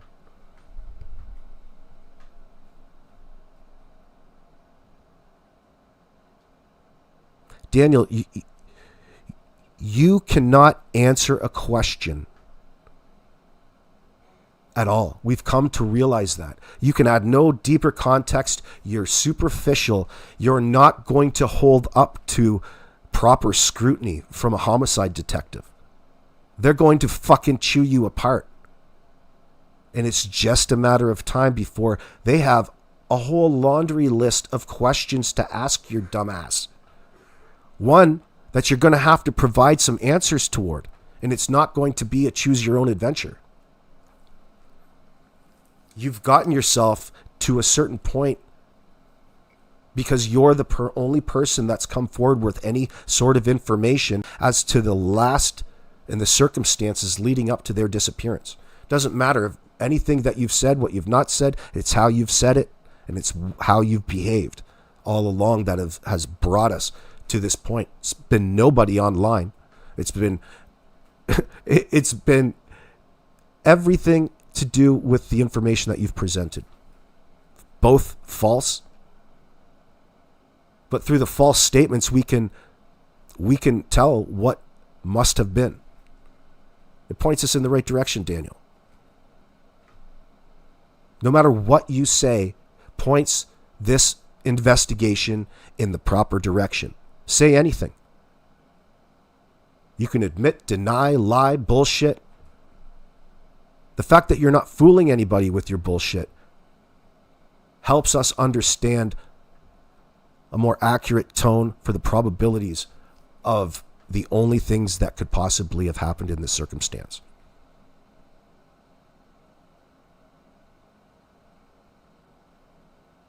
The fact that you're projecting when you shouldn't be able to, you shouldn't even have the need to project in this circumstance, tells investigators what they're probably in for. You're putting it on everybody else without focusing on the realities of the scenario. You don't have to focus on all of the nonsense out there. You could have focused on everything relevant to you and communicated some really important, hopeful information. That's if you wanted to find the kids in the first place. But you talk about all of the things that they did to find the kids and why it's not really worth looking anymore.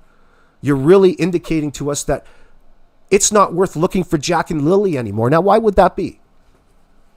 Why would the last people that were with and supposedly care about Jack and Lily want the search to wrap up and move on with life at this point in time? Does anybody else find that weird? Hopefully, my parents don't feel that way about me.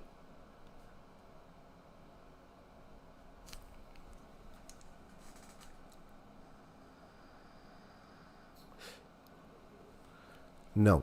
No such thing as no body, no case, Grove Cat. This isn't the 1940s. What do you think Orin and Orson West were? They didn't, and they still don't know exactly what happened. They didn't need to know to prosecute Jacqueline and Trezell. Are you saying, Grove Cat, that that's what he's thinking? Well, that's definitely what he's betting on. You can guarantee that. Of course, you're betting on no body, no case. But we see how unsophisticated and stupid Daniel really is, because he's desperately holding on to these rhetorical scenarios as his justification or his reasoning to why he's innocent. And we know that that's wrong, and he's wrong. Now, why would he be selectively wrong in that moment? Because he needs to be. That's desperation. He's desperate that you believe him. He's desperate, okay, that people believe him, because he can't fucking handle it. His ego can't handle it. He's a narc in that sense.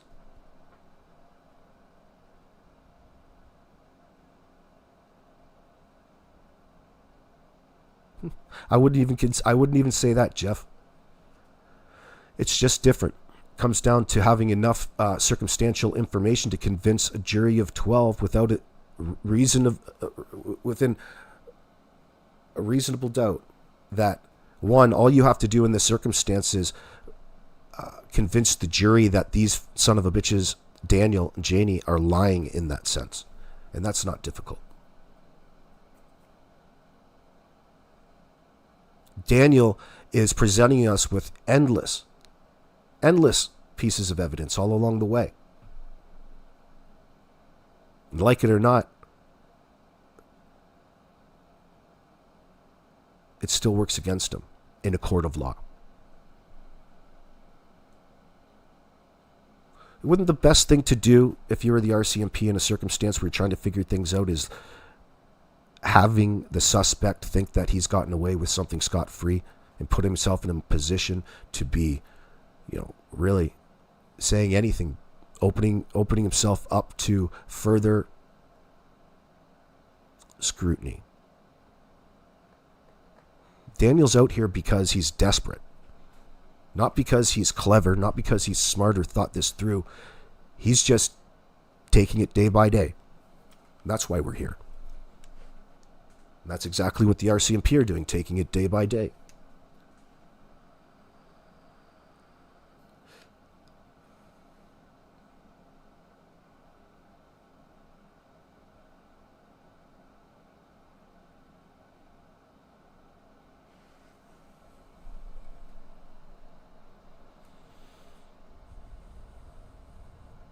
Brian Sutherland doesn't think that Daniel has a lawyer yet. That would be a pretty sound thought. Oh, shit. Yeah. Yeah, I was thinking about Trezell. Trezell only, he put himself in that position one time in front of the camera, and he didn't speak to the media at all. He ignored and hid away the entire time, which, gives it away in that circumstance as well. Daniel's applying the exact opposite. He's just trying to convince you like this is a carny at the fall fair. Yeah, am I going to win a big one this time? Well, I'll believe you.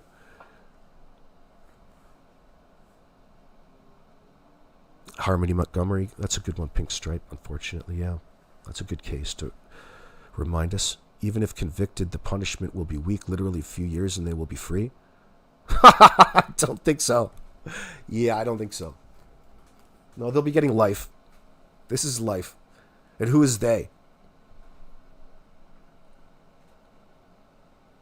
For presuming Daniel. No, Daniel will be getting life. Don't you worry about that.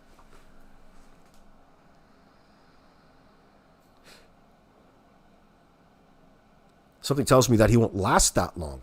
He won't last that long incarcerated. He'll be a target.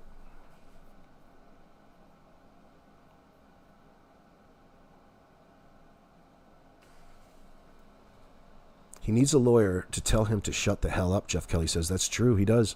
Malaya has a lawyer and it's not talking. Well, it's not because she has a lawyer. She's not talking for other reasons, I suspect. But Who's to say in the end?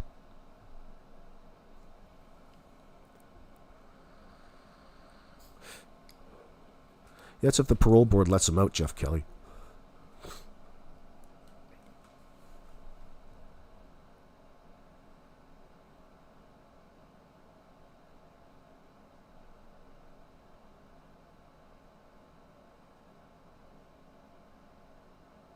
Yeah, you guys, I don't disagree with you that our system's bad. I just am not projecting that onto Daniel at this point in time because we know he's responsible. And to what extent? We have to wait and see. But listen, I'm not white knighting for the justice system and their failures in Canada. Believe me, I see the problems, I recognize. Well, let's get there first.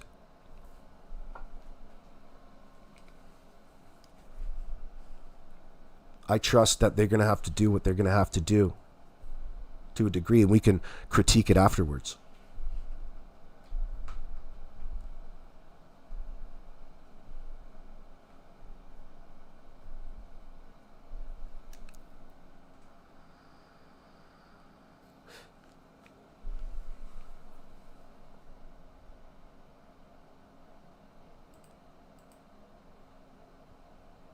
Let's talk about this statement. So Daniel says, for Jack and Lily, I don't do this for myself because I'm going to see this online later and people are going to analyze it. So what's he saying?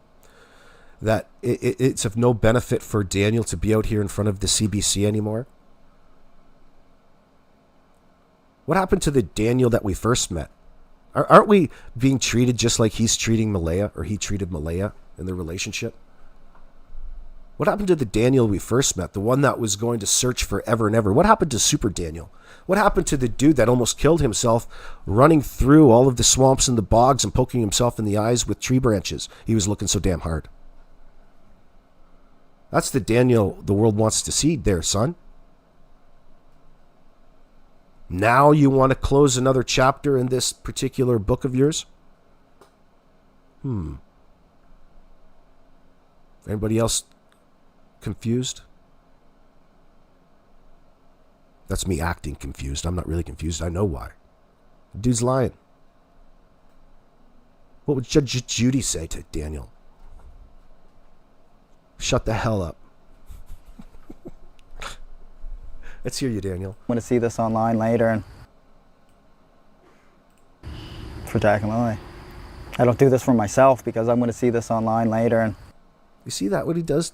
Go ultra slow motion. Go ultra slow motion right there. Watch this. We're going to take this down a few notches. Playback speed. Quarter of the speed. Look at this. Watch this. Watch Daniel. Right there. Oh, looking at the producer, eh? Well, I don't do this for myself. There's another moment that he's laughing. I don't do this for me. See him confront the bullshit? Of course. Daniel, you're doing it all for yourself up here.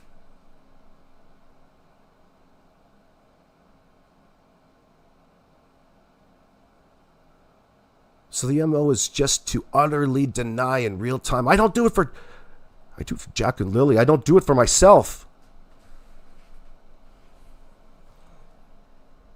Looking for affirmation right there. Now he's looking a little panicky. He's a liar. You're fucking lying there. It looks like you could eat a cob of corn through a chain link fence, boy. You have a hard time focusing.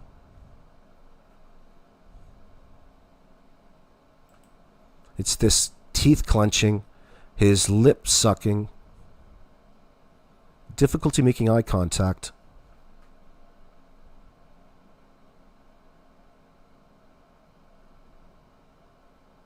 There goes the arms. The need to convince.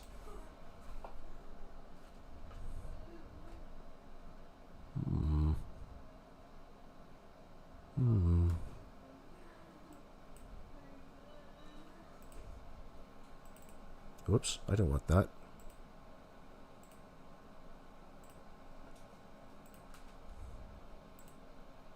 Why do you keep doing it? for Jack and Lily. I don't do this for myself because I'm going to see this online later and people are going to analyze it. Every time I move my hands, every time I open my mouth, every facial expression, they analyze everything right down to a T. I know that. Look at him showing contempt. I know that. I know this. I know what's going to happen. I do it for Jack and Lily. I get out here in front of you at the CBC for Jack and Lily. Kind of true in a way. Kind of true. We definitely know that you're a key factor in their disappearance. We get that through your language and your statements. You're tweaking. Welcome back. Hey, Jude. Good to see you, by the way, darling. Yeah, Norbeaster. He's stressed. There's a lot of cognitive load there. He's squinting. It looks like he's forcing himself through something psychologically, you know? Like you're taking a shit. You got to take a shit, Daniel? Prairie dogging it? You need to use the bathroom before we start? Oh, it looks like that. He's holding one back. That's not wrong. It's just a weird analogy, I guess, talking about fecal matter, but it's true. It's true. He's under a little bit of cognitive load right now.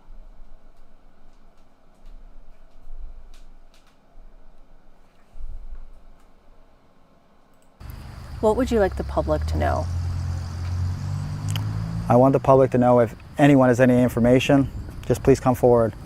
Call the RCMP, call your local police department, call Crime Stoppers. At this point, he's really trying to bring this to a close.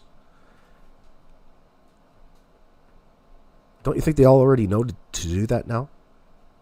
But you go on and on about it. You're communicating to the world now. Don't you want to let them know anything? Mm-hmm.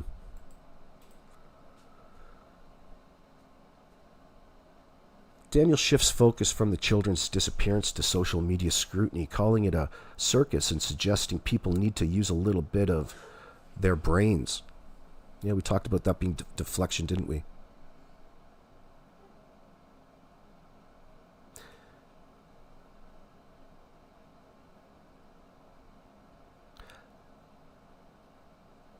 Where Peter Hyde identifies that to be deflection. We did that. Where a guilty party blames external factors to avoid addressing the core issues. That's a common factor throughout Daniel's statements. The phrase right down to a T, likely meant to a T, is notable. Peter Hyde would interpret this as potential leakage, yes, as it inadvertently acknowledges the accuracy of public analysis, suggesting Daniel is aware his behavior is incriminating. When asked why he continues interviews, Daniel claims it's for Jack and Lily. Isn't that a funny question, though? After you just bombed an interview, the interviewer asks you why you even bother doing interviews to begin with. This is goddamn so bad. You really fucked this one up. So they spun. The tides are turning. But quickly... So Daniel claims it's for Jack and Lily, but quickly pivots to complaining about social media analysis. An innocent person would focus on raising awareness for the children, not personal grievances. Daniel's preoccupation with social media scrutiny over the children's welfare suggests a self-focused narrative, consistent with deceptive behavior aiming to control public perception. Well, that is an accurate statement right there, if I've ever seen one. Daniel's preoccupation with social media scrutiny over the children's welfare suggests a self-focused narrative, consistent with deceptive behavior aiming to control public perception. This is why the dude can't get out of all of these Facebook groups.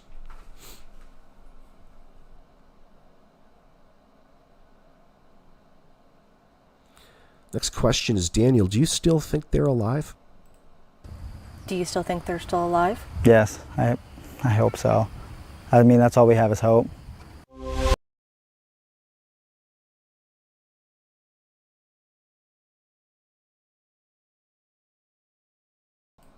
Yeah. Yes, I hope so. I mean, that's all we have is hope. Is that all we have, Daniel? What about all your key statements? That's all you... The stuttering, the I, and the qualifiers, I mean, and that's all we have, weaken Daniel's assertion of hope, suggesting discomfort with the claim. Hyatt notes that such linguistic hesitations can indicate a lack of conviction. An innocent guardian would typically elaborate on hope with specific actions. For example, I pray that they're found soon, or an emotional plea. Daniel's brief mechanical response lacks depth, suggesting he may not believe the children are alive. The phrase, "that's all we have is hope," implies resignation, contrasting with the persistent urgency expected after 5 months of a missing persons case. This could indicate Daniel knows the children are not alive. So Daniel's weak affirmation of hope, coupled with qualifiers, suggest he may not genuinely believe the children are alive, aligning with a narrative of guilt or knowledge of their fate. So when we talk about Daniel's inappropriate emotional responses, Daniel's happiness about cadaver dogs, lack of personal grief over the school bus, and framing of each day as a new day, new hope, are inconsistent with the expected anguish of a guardian of missing children. These suggest he may know the children are deceased. Daniel repeatedly shifts focus to social media and external validations like polygraph, avoiding direct discussion of the children's fate. His minimization of public concerns as ridiculous further distances himself from accountability.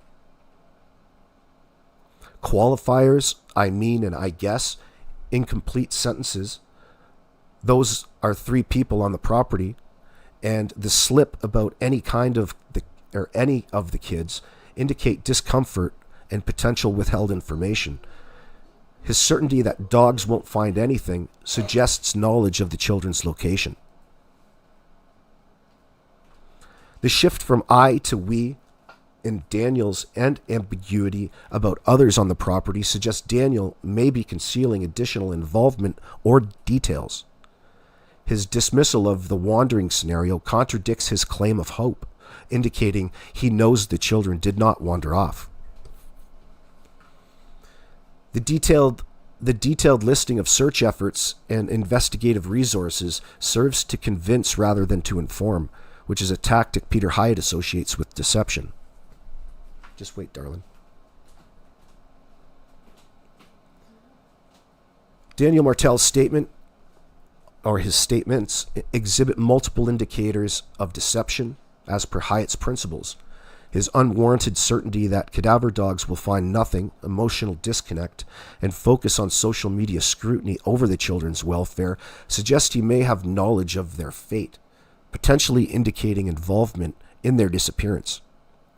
The incomplete sentences and reliance on external validations, like the polygraph search efforts, further imply withheld information, possibly about additional individuals or the true location of the children.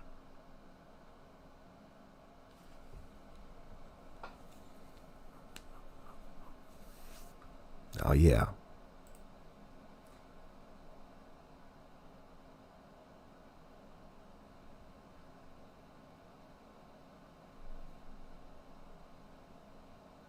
MCM, what's going on? Welcome in. Daniel actually corrected himself from saying we didn't kill any of the kids to, yeah, we didn't unalive the kids, plural. Yeah, he changed there, but you pointed out the change, which is leakage. You pointed out a piece of leakage. He felt the need to correct himself. Further analysis warranted. Yes. Iwashan, I want the people to know that not enough is being done to find the kids. The fire ban is removed. Leaves are falling from the trees, and I want to ask as much manpower as possible to help find the kids. Well, you said that, Iwashan.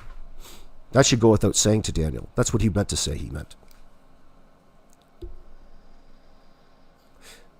Yeah, that's what you would expect to hear.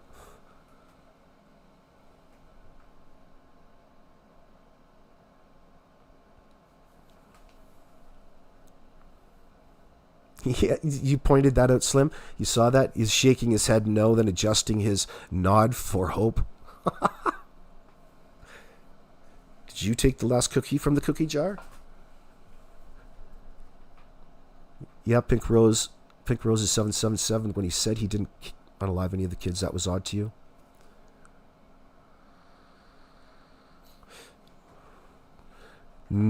He might want you to think that spare time. Spare time's asking if somebody's holding them captive. No doubt that he would like you to think that. But I understand why you might have that in your mind with what he implies all the time. He's ambiguous. He wants to be all-encompassing. He wants to be that person at the RCMP that says, we're open to all possibilities at this point in time. But unfortunately, Daniel, no matter what you do, you're not going to be able to be in that position. Because you're on the polar opposite end of this investigation. You're the one being investigated.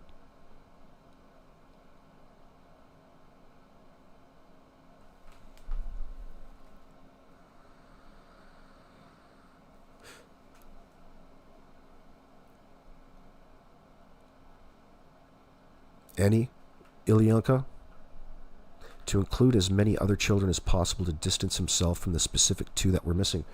Yeah, distancing language, that's another common factor throughout everything, but there specifically, you're right. He does that often.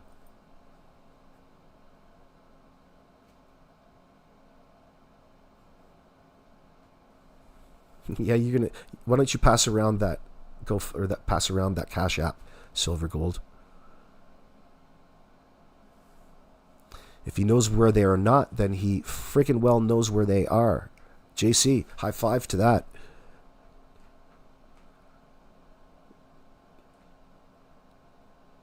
Daniel never confessed. The story makes no sense at all, says Donna. Daniel never confessed? Well, he's confessing. He's confessing through his ridiculousness.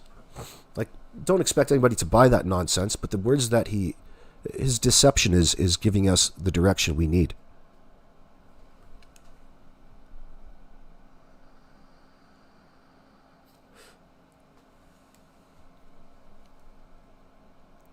Donna, you think Janie is the weak link in everything, Donna? What makes you say that? The fact that she likes to go against what the preferred narrative is to the suspect Daniel here?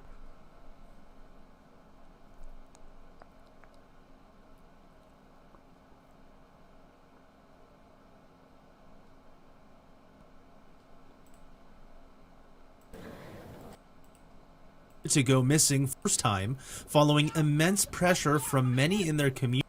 See, there's all of Orin and Orson Welles' family members yelling at Trezell and Jacqueline West off camera. Could you imagine being in front of a whole lot of angry family? Jacqueline and Trezell are sitting there offering up their explanation for the first time to the Perla Shaheen, who did a fabulous job. She went up and knocked on the door to encourage them to come out to say something because they just reported their kids missing. They got 2 missing boys, Orin and Orson. Community who accused the parents of foul play. In this full 13-minute interview, the parents respond to those accusations and detail the night. We just want to thank everyone in the community for all the support we've seen. We've felt so helpless. And seeing everybody out here really looking and helping out really means a lot. So, tell us what happened the night the kids went missing. Okay. From our yard. Okay. It was cold. I was gonna make a fire. There's a lot of wood in this area right here next to our house. I opened up the back gate. I'm throwing wood, bringing it inside the house. My wife's inside. She was actually wrapping gifts, so we thought it was a good idea that they got our youngest to go outside and play with chalk on the back patio. Do not let them go on the dirt in the backyard. We keep them close. So I was playing with chalk, and I came in the house. I saw them there. I went in the house. I came back out. I didn't see them now. I immediately went back in, asked my wife, did you see the boys? She said no, they should be outside playing with chalk. I said, well, I didn't see them, so I came back outside and I started searching my backyard. I searched the whole thing. I realized that I left the gate open and Searched the I whole panicked, thing. came inside the house, searched the house, me and my wife. Once that didn't pan out, I got in the van. I looked down the street in both directions. It was getting dark, getting cold, and I got in the van and I hit a bunch of corners. I went down this street. I turned my light on. I searched. I called their names. Talked to a gentleman on the street on the other side over there. He didn't see me. So then I came home and I told my wife we need to call the cops. It's getting dark and I need help. We gotta get going. So I called the cops. Cops came. First thing they did was tell us to stay in the house so they can get a hold of us. And they had us just sitting there and we wanted to keep searching. But everybody came out in droves and I wanted to thank you guys that night, but we couldn't go outside. The cops told us the best are out here. The best are out here searching, and we appreciate it. And nobody ever could tell. We could never talk to anybody, and that was the issue. We just want to thank everybody. We really want to And, thank you guys. Please, if anybody has seen them, please call. Let somebody know. It call the cops. Call California, the city police department. Call them and let them know what you've seen if you see anything. Our boys, they are going to be rambunctious, okay? They are going to be here in this area. And I really would like to go in the houses, but it's not because I want to invade people's privacy. I just want to know if make sure. That's it. Because I don't, go ahead, I'm sorry, if you got any questions. Oh, no, you're good. Oh, okay. I was just going to say, this is the first time we're hearing from you guys, and I can't imagine what you guys are going through. I can't even fathom it. This is For during you guys, lockdown, For Seawood. people who are thinking that there's some kind of foul play involved. We just spoke to the biological mother. She says she had a conversation with you guys, and that she thinks there's some kind of foul play involved. That she thinks you guys did something. And that's understandable. What's your response to that? That's understandable. I would think the same thing. Yep. I mean, that's exactly the point. And if we can find our babies, then guess what? That's no. And that's all I want is to find our babies. That's it. And I talked to her this morning, and I really wanted to tell her that I am completely sorry because we were entrusted with her children, and they came to us, and they became our children, and we named them. And they are our children, and so we want them back. So please, if y'all could get back on what you guys are doing, we should be able to get a hold of somebody, but they took all of our tech, so they wanted to, I guess, just rule us out, which makes sense. That's part of the investigation. So that's pretty much it. Have you guys, you talked to the police all last night? Yes. So you guys willfully... Looks like Trezel's armpit is what Daniel, his armpit is what Daniel's hand grip on the bench is. Gave them your Everything. technology, Yes. the car. Yes. How did they get a search warrant? Did you guys? I no don't see idea. why they got one, but they got one. We Yeah, would have they let them didn't take need one, anything. but- We would have let them take geez, everything. We let them come in and search with us. We asked them to come do. You let the police come in and search with you? You see the similarities here to the ridiculousness of it? Daniel does the same thing. Oh, he's just right on top of things with the RCMP. He's got notebooks filled with all kinds of tips and leads. What did they take? Just tech. And that's it. Like our phones. From the house, though, did they?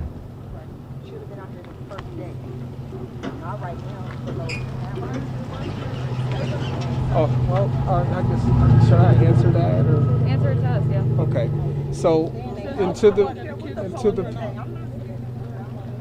okay, and I guess, I don't even know. I see. Yeah, we seriously felt like we needed to be out here. We did. Again, we were told the best are out here looking already. Just to stay put. They have more questions. There was literally a cop with us the whole time in there. He had sitting down. We would ask, can we go help? They had to sit He down. said nope. He said, no, we got the best out there. So we it's need not- you guys here in case we have more questions. I don't want you guys thinking we don't. didn't try. We actually We looked tried. before we called We the looked, police. yes. And I imagine the mind-boggling part is the search for information. What happened? Where are they? Yes. Et cetera, et cetera. And we're, yeah. And just so we are able to present the information correctly, at what time did you guys notice your kids went missing, and at what time were they reported missing to the police? It's about, I think it was about 4:30, going on 5. It was getting dark, like I said. 5-ish. 5-ish. That's about it. That's when everything played out. And then when did you guys call the police to report them missing? After we searched Yeah. a little bit around here, it was dark, so we definitely we got worried. Would you say it was maybe within an hour, a couple hours? No, it was within minutes of us getting finished with our search. Okay. It was within minutes. Okay. What do you guys want people at home to understand about this situation? For them, even speaking about what you guys are feeling is difficult. What do you want them at home to understand about this whole situation? We're going through it. It's difficult. I mean, everybody's making their own. See that? Self-preservation. Think about the priorities right there. What is it you want everybody at home to know when the kids are missing? About the first thing you prioritize is yourself. Another thing Daniel and Janie have in common.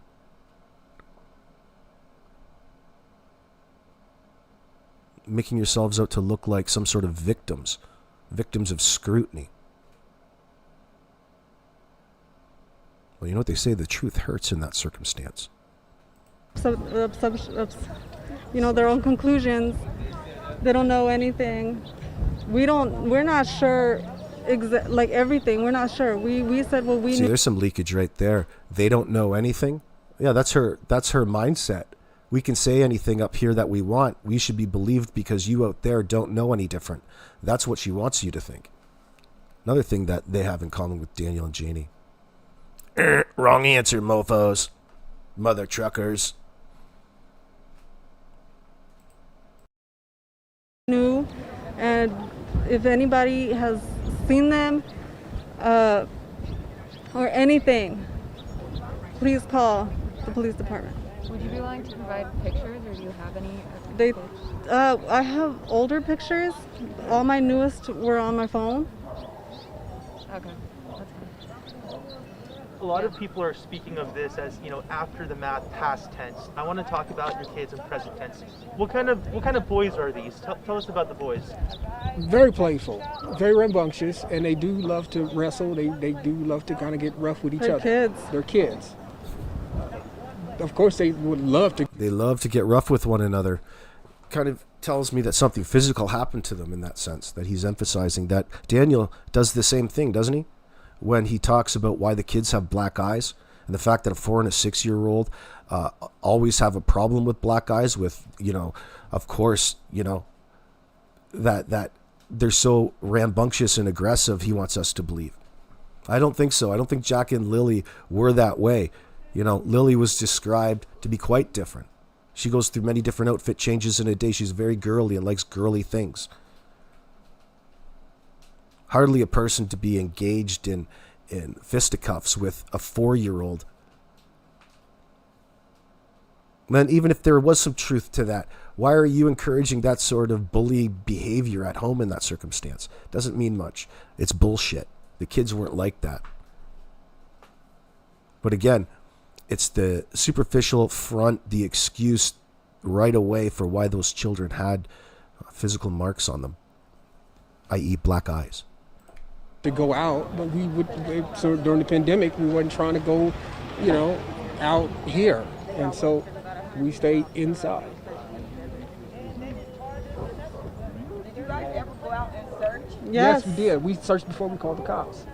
That's That's what what they've been we've been saying. What time did they come up missing? They came missing right before it got dark. Right before But then I searched that property. I even drove around this neighborhood right here.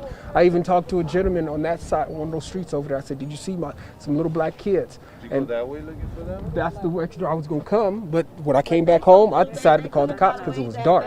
They couldn't have got away that fast. And why did it take 2 people to go in the house and leave 2 kids out here by themselves? It should have been 1 parent going in and 1 parent right here watching the child, not 2 parents going in the house and leaving 2 little kids out here by themselves for 10 minutes. No, they were in the backyard, and the back gate was open. Out the backyard? And the back gate was open, and I was getting wood from this lot here. So you guys been unresponsible and left the gate open, left some little kids outside with the gate open.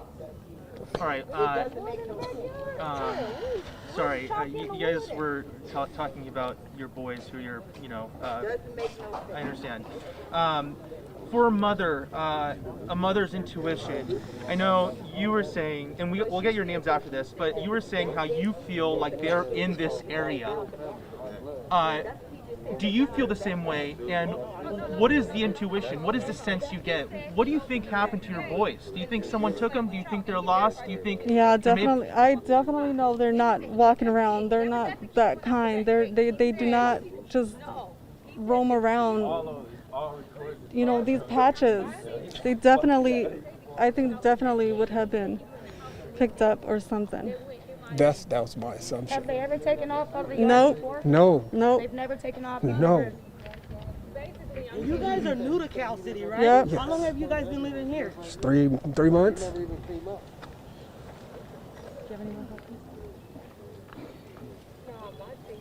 It's crazy because y'all say y'all came out looking for the kids, and y'all got neighbors that say y'all ain't even came out looking for no kids. The neighbors weren't out here. We were looking. We were looking. I'm just saying, bro, it's crazy, bro. I got kids of my own. Where do you live? Them little boys that y'all raising, them is my biological family. I understand you, I bro. don't leave kids outside. And I understand. I have 9 kids. I have 9 kids. But there's There's outside in no the backyard way and I'm I was gonna watching. leave my kids unattended, 3 not and even 4-year-old for a though, minute. like you sit here, I get, we get that, we get it.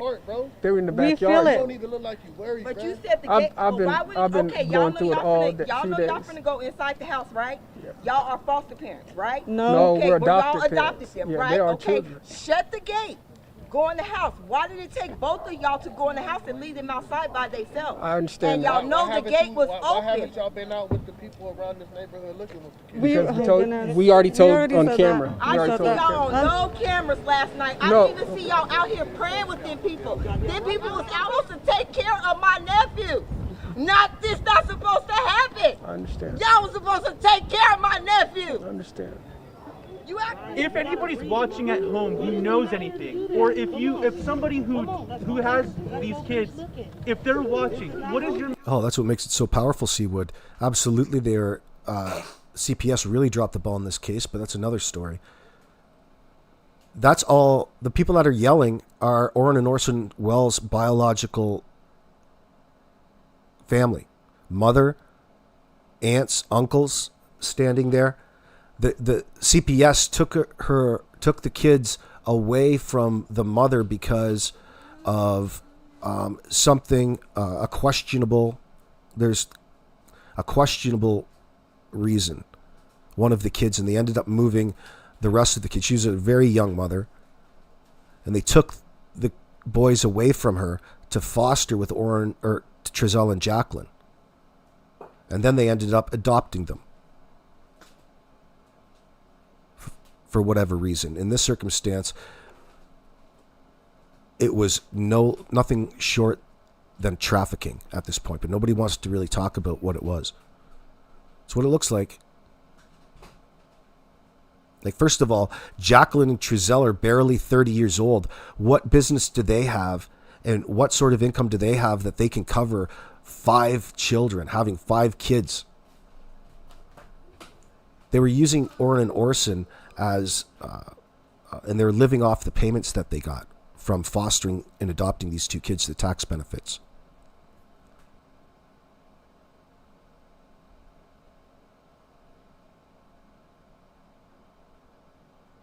Oh, yeah.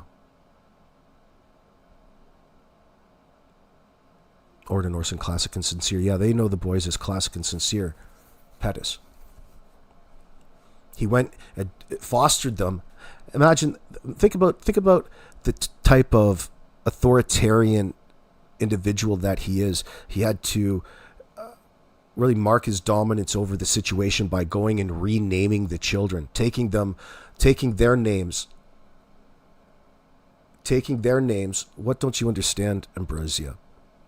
Taking their names and giving them new names, Orin and Orson, instead of classic and sincere. Like, come on. That's just mind-blowing to me. One of the boys fell. Bio mom took him to the hospital. Yeah, he had a broken femur. The bio mom got accused of child abuse. They took both her boys and served them up to these two monsters. Yeah, Ilyanka, you're right. That's what happened, essentially, in a nutshell. So they say. Yeah, CPS in this particular circumstance, extremely questionable. Amy 007. The fact that Wanda, Trezel's mom, Wanda, was working in CPS as a management level position, and the fact that these scoundrels are using the system. And it was obvious that this was a system there in Bakersfield that has its problems in this sense, and they were benefiting from it. And Classic and Sincere felt the brunt of it, and they took the fall. Imagine knowing what we know now about Jacqueline and Trezel, that they would have ever been accepted as foster parents. It's a horror movie. It's a damn horror movie. And they went to great extents to cover their tracks, all because of the way that they were disciplining and the way that they structured their family.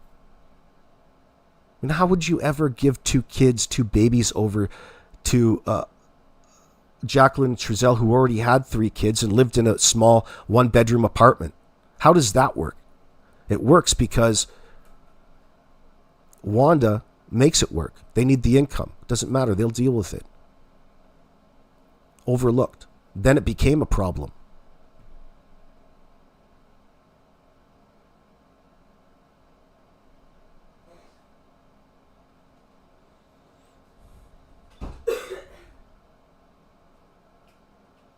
Message to them.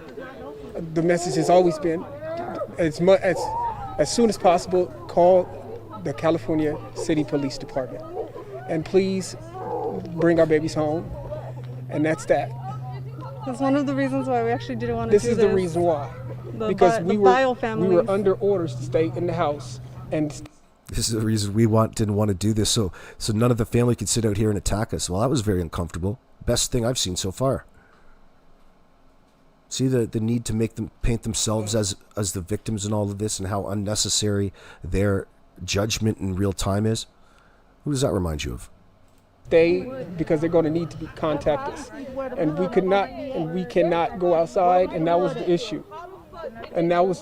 We were under orders by the cops to stay home in the house and let the professionals look. But you just said that they were your children. If they were your children, regardless of what somebody told you, wouldn't you want to go look for them? Well, we have cops actually posted in the front door right there. How cold it is at night? I totally understand. We understand. If you guys totally understand. The family is sitting there repeating the same allegation. How could you leave those two kids outside unattended? The fact that they don't even want to simply acknowledge the mistake and own any part of this, they're just agreeing with you and understanding. Where does that remind you of? They're not even acknowledging it. They're not even owning what they did, saying, yeah, I wish I would have done things different. Here's the problem. Why does that? Because it never happened in the first place. The kids never even made it to California City. The Classic and Sincere were never there. Okay? They can add no context because it's a fabricated story. No different than we see with Daniel and Janie. Exact same scenario, situation. Exact same reasons for deception.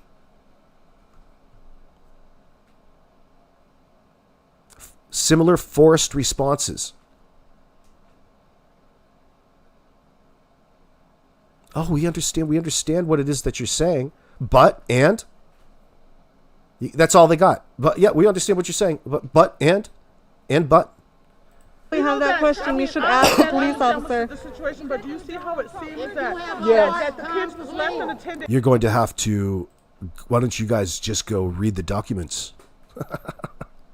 You guys went in the house and then the kids disappeared. How did they disappear? Exactly, and that's the word we try to figure out. It doesn't make sense. How did they disappear? How did they go out? You guys had the house supervised already. And my question is, why were they the only two children out? Where were the rest of the kids? The rest of the kids went with grandma. With who? They left. They went on vacation. Yeah, Ambrizia, you're right. In that statement from Malaya, she minimized the physical altercation, but she mentioned that it was an ongoing constant. It happened all the time, holding her down, but not pushing or not getting overly physical. Well, you don't have to split hairs over it. The fact that we know that there's disagreement, there's conflict in the household is all you need to know. There was ongoing conflict about Malaya wanting and having the desire to leave. Happened all the time, Malaya said, and Daniel would promise things were going to get better. The question is, what was it that they're referring to that should be getting better? We could probably assume that would be life around the goddamn trailer, life around the shithole. Well, it's difficult to make life get better when you're living in Janie's trailer and she's jumping down your throat all the time because she's been put out on the street and you're living rent-free in place where she should. She should be laying out on her queen-size bed in the master bedroom. Not in a 30-foot trailer in the driveway. Not in a 30-foot RV in the driveway that's broken down.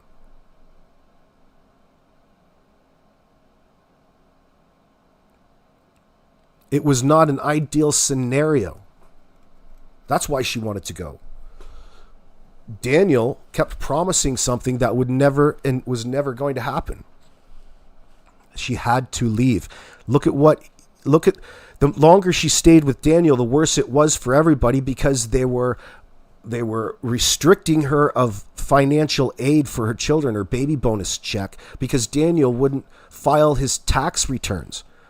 That probably has a lot to do, or maybe it has a lot to do with what Wade alleges with defrauding the Canada Revenue Agency by filing false claims in order to secure monthly tax benefits. We don't even need to go that far, but that's the allegation. But we do know that he didn't file his last year's tax returns, and that was going to affect the monthly income in order to feed the children, all children, everybody. She had to get out. It was coming to a head. There was increasing stress.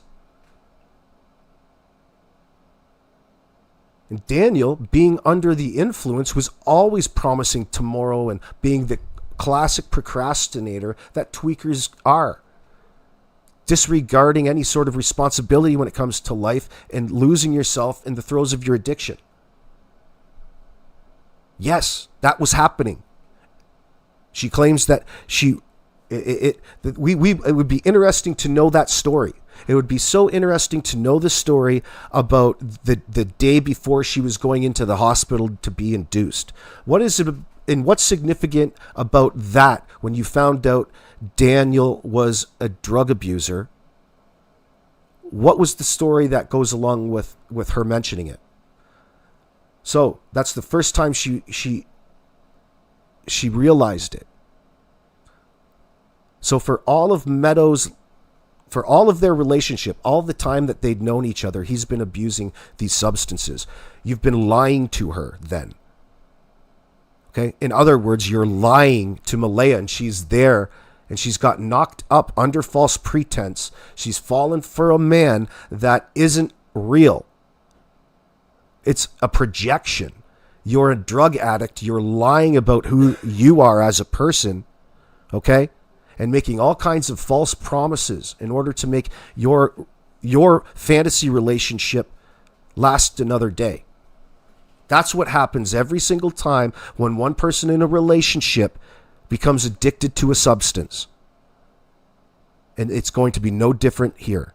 It's not becoming. He was always a tweaker in that sense. And she found out about it. Daniel doesn't want to talk anywhere or anything about it. It's a sensitivity to him.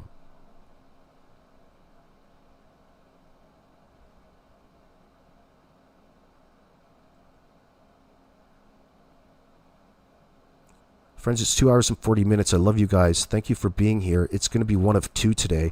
We're going to pick up from this Trizelle and Jacqueline interview because we're only halfway done, but I've got to go and do some parenting type things up in my day today. But stay tuned, because around 6:37 Eastern, we'll be back live again tonight to part 2 of this particular series. We're on fire. We're hot today, boy. But I appreciate you guys and sticking it out. Hopefully you guys have enjoyed it. You've learned a little bit of something. We've reminisced about Peter Hyatt. See, these are the things that keep us on the straight and narrow when it comes to this. We need not deviate. We need not delve into conspiracy theories when we have beautiful things like statement analysis. Now, Mike DeMann also has a 4.5-hour live from last night that you guys can go check out. And Ninchi has an 1 hour and 4 minute analysis this morning that's worth watching. So that should give you enough to do until we can come live again. Shoot the shit and bullshit around. Well, thank you guys for hanging out with me, and keep the faith when it comes to justice for Jack and Lily.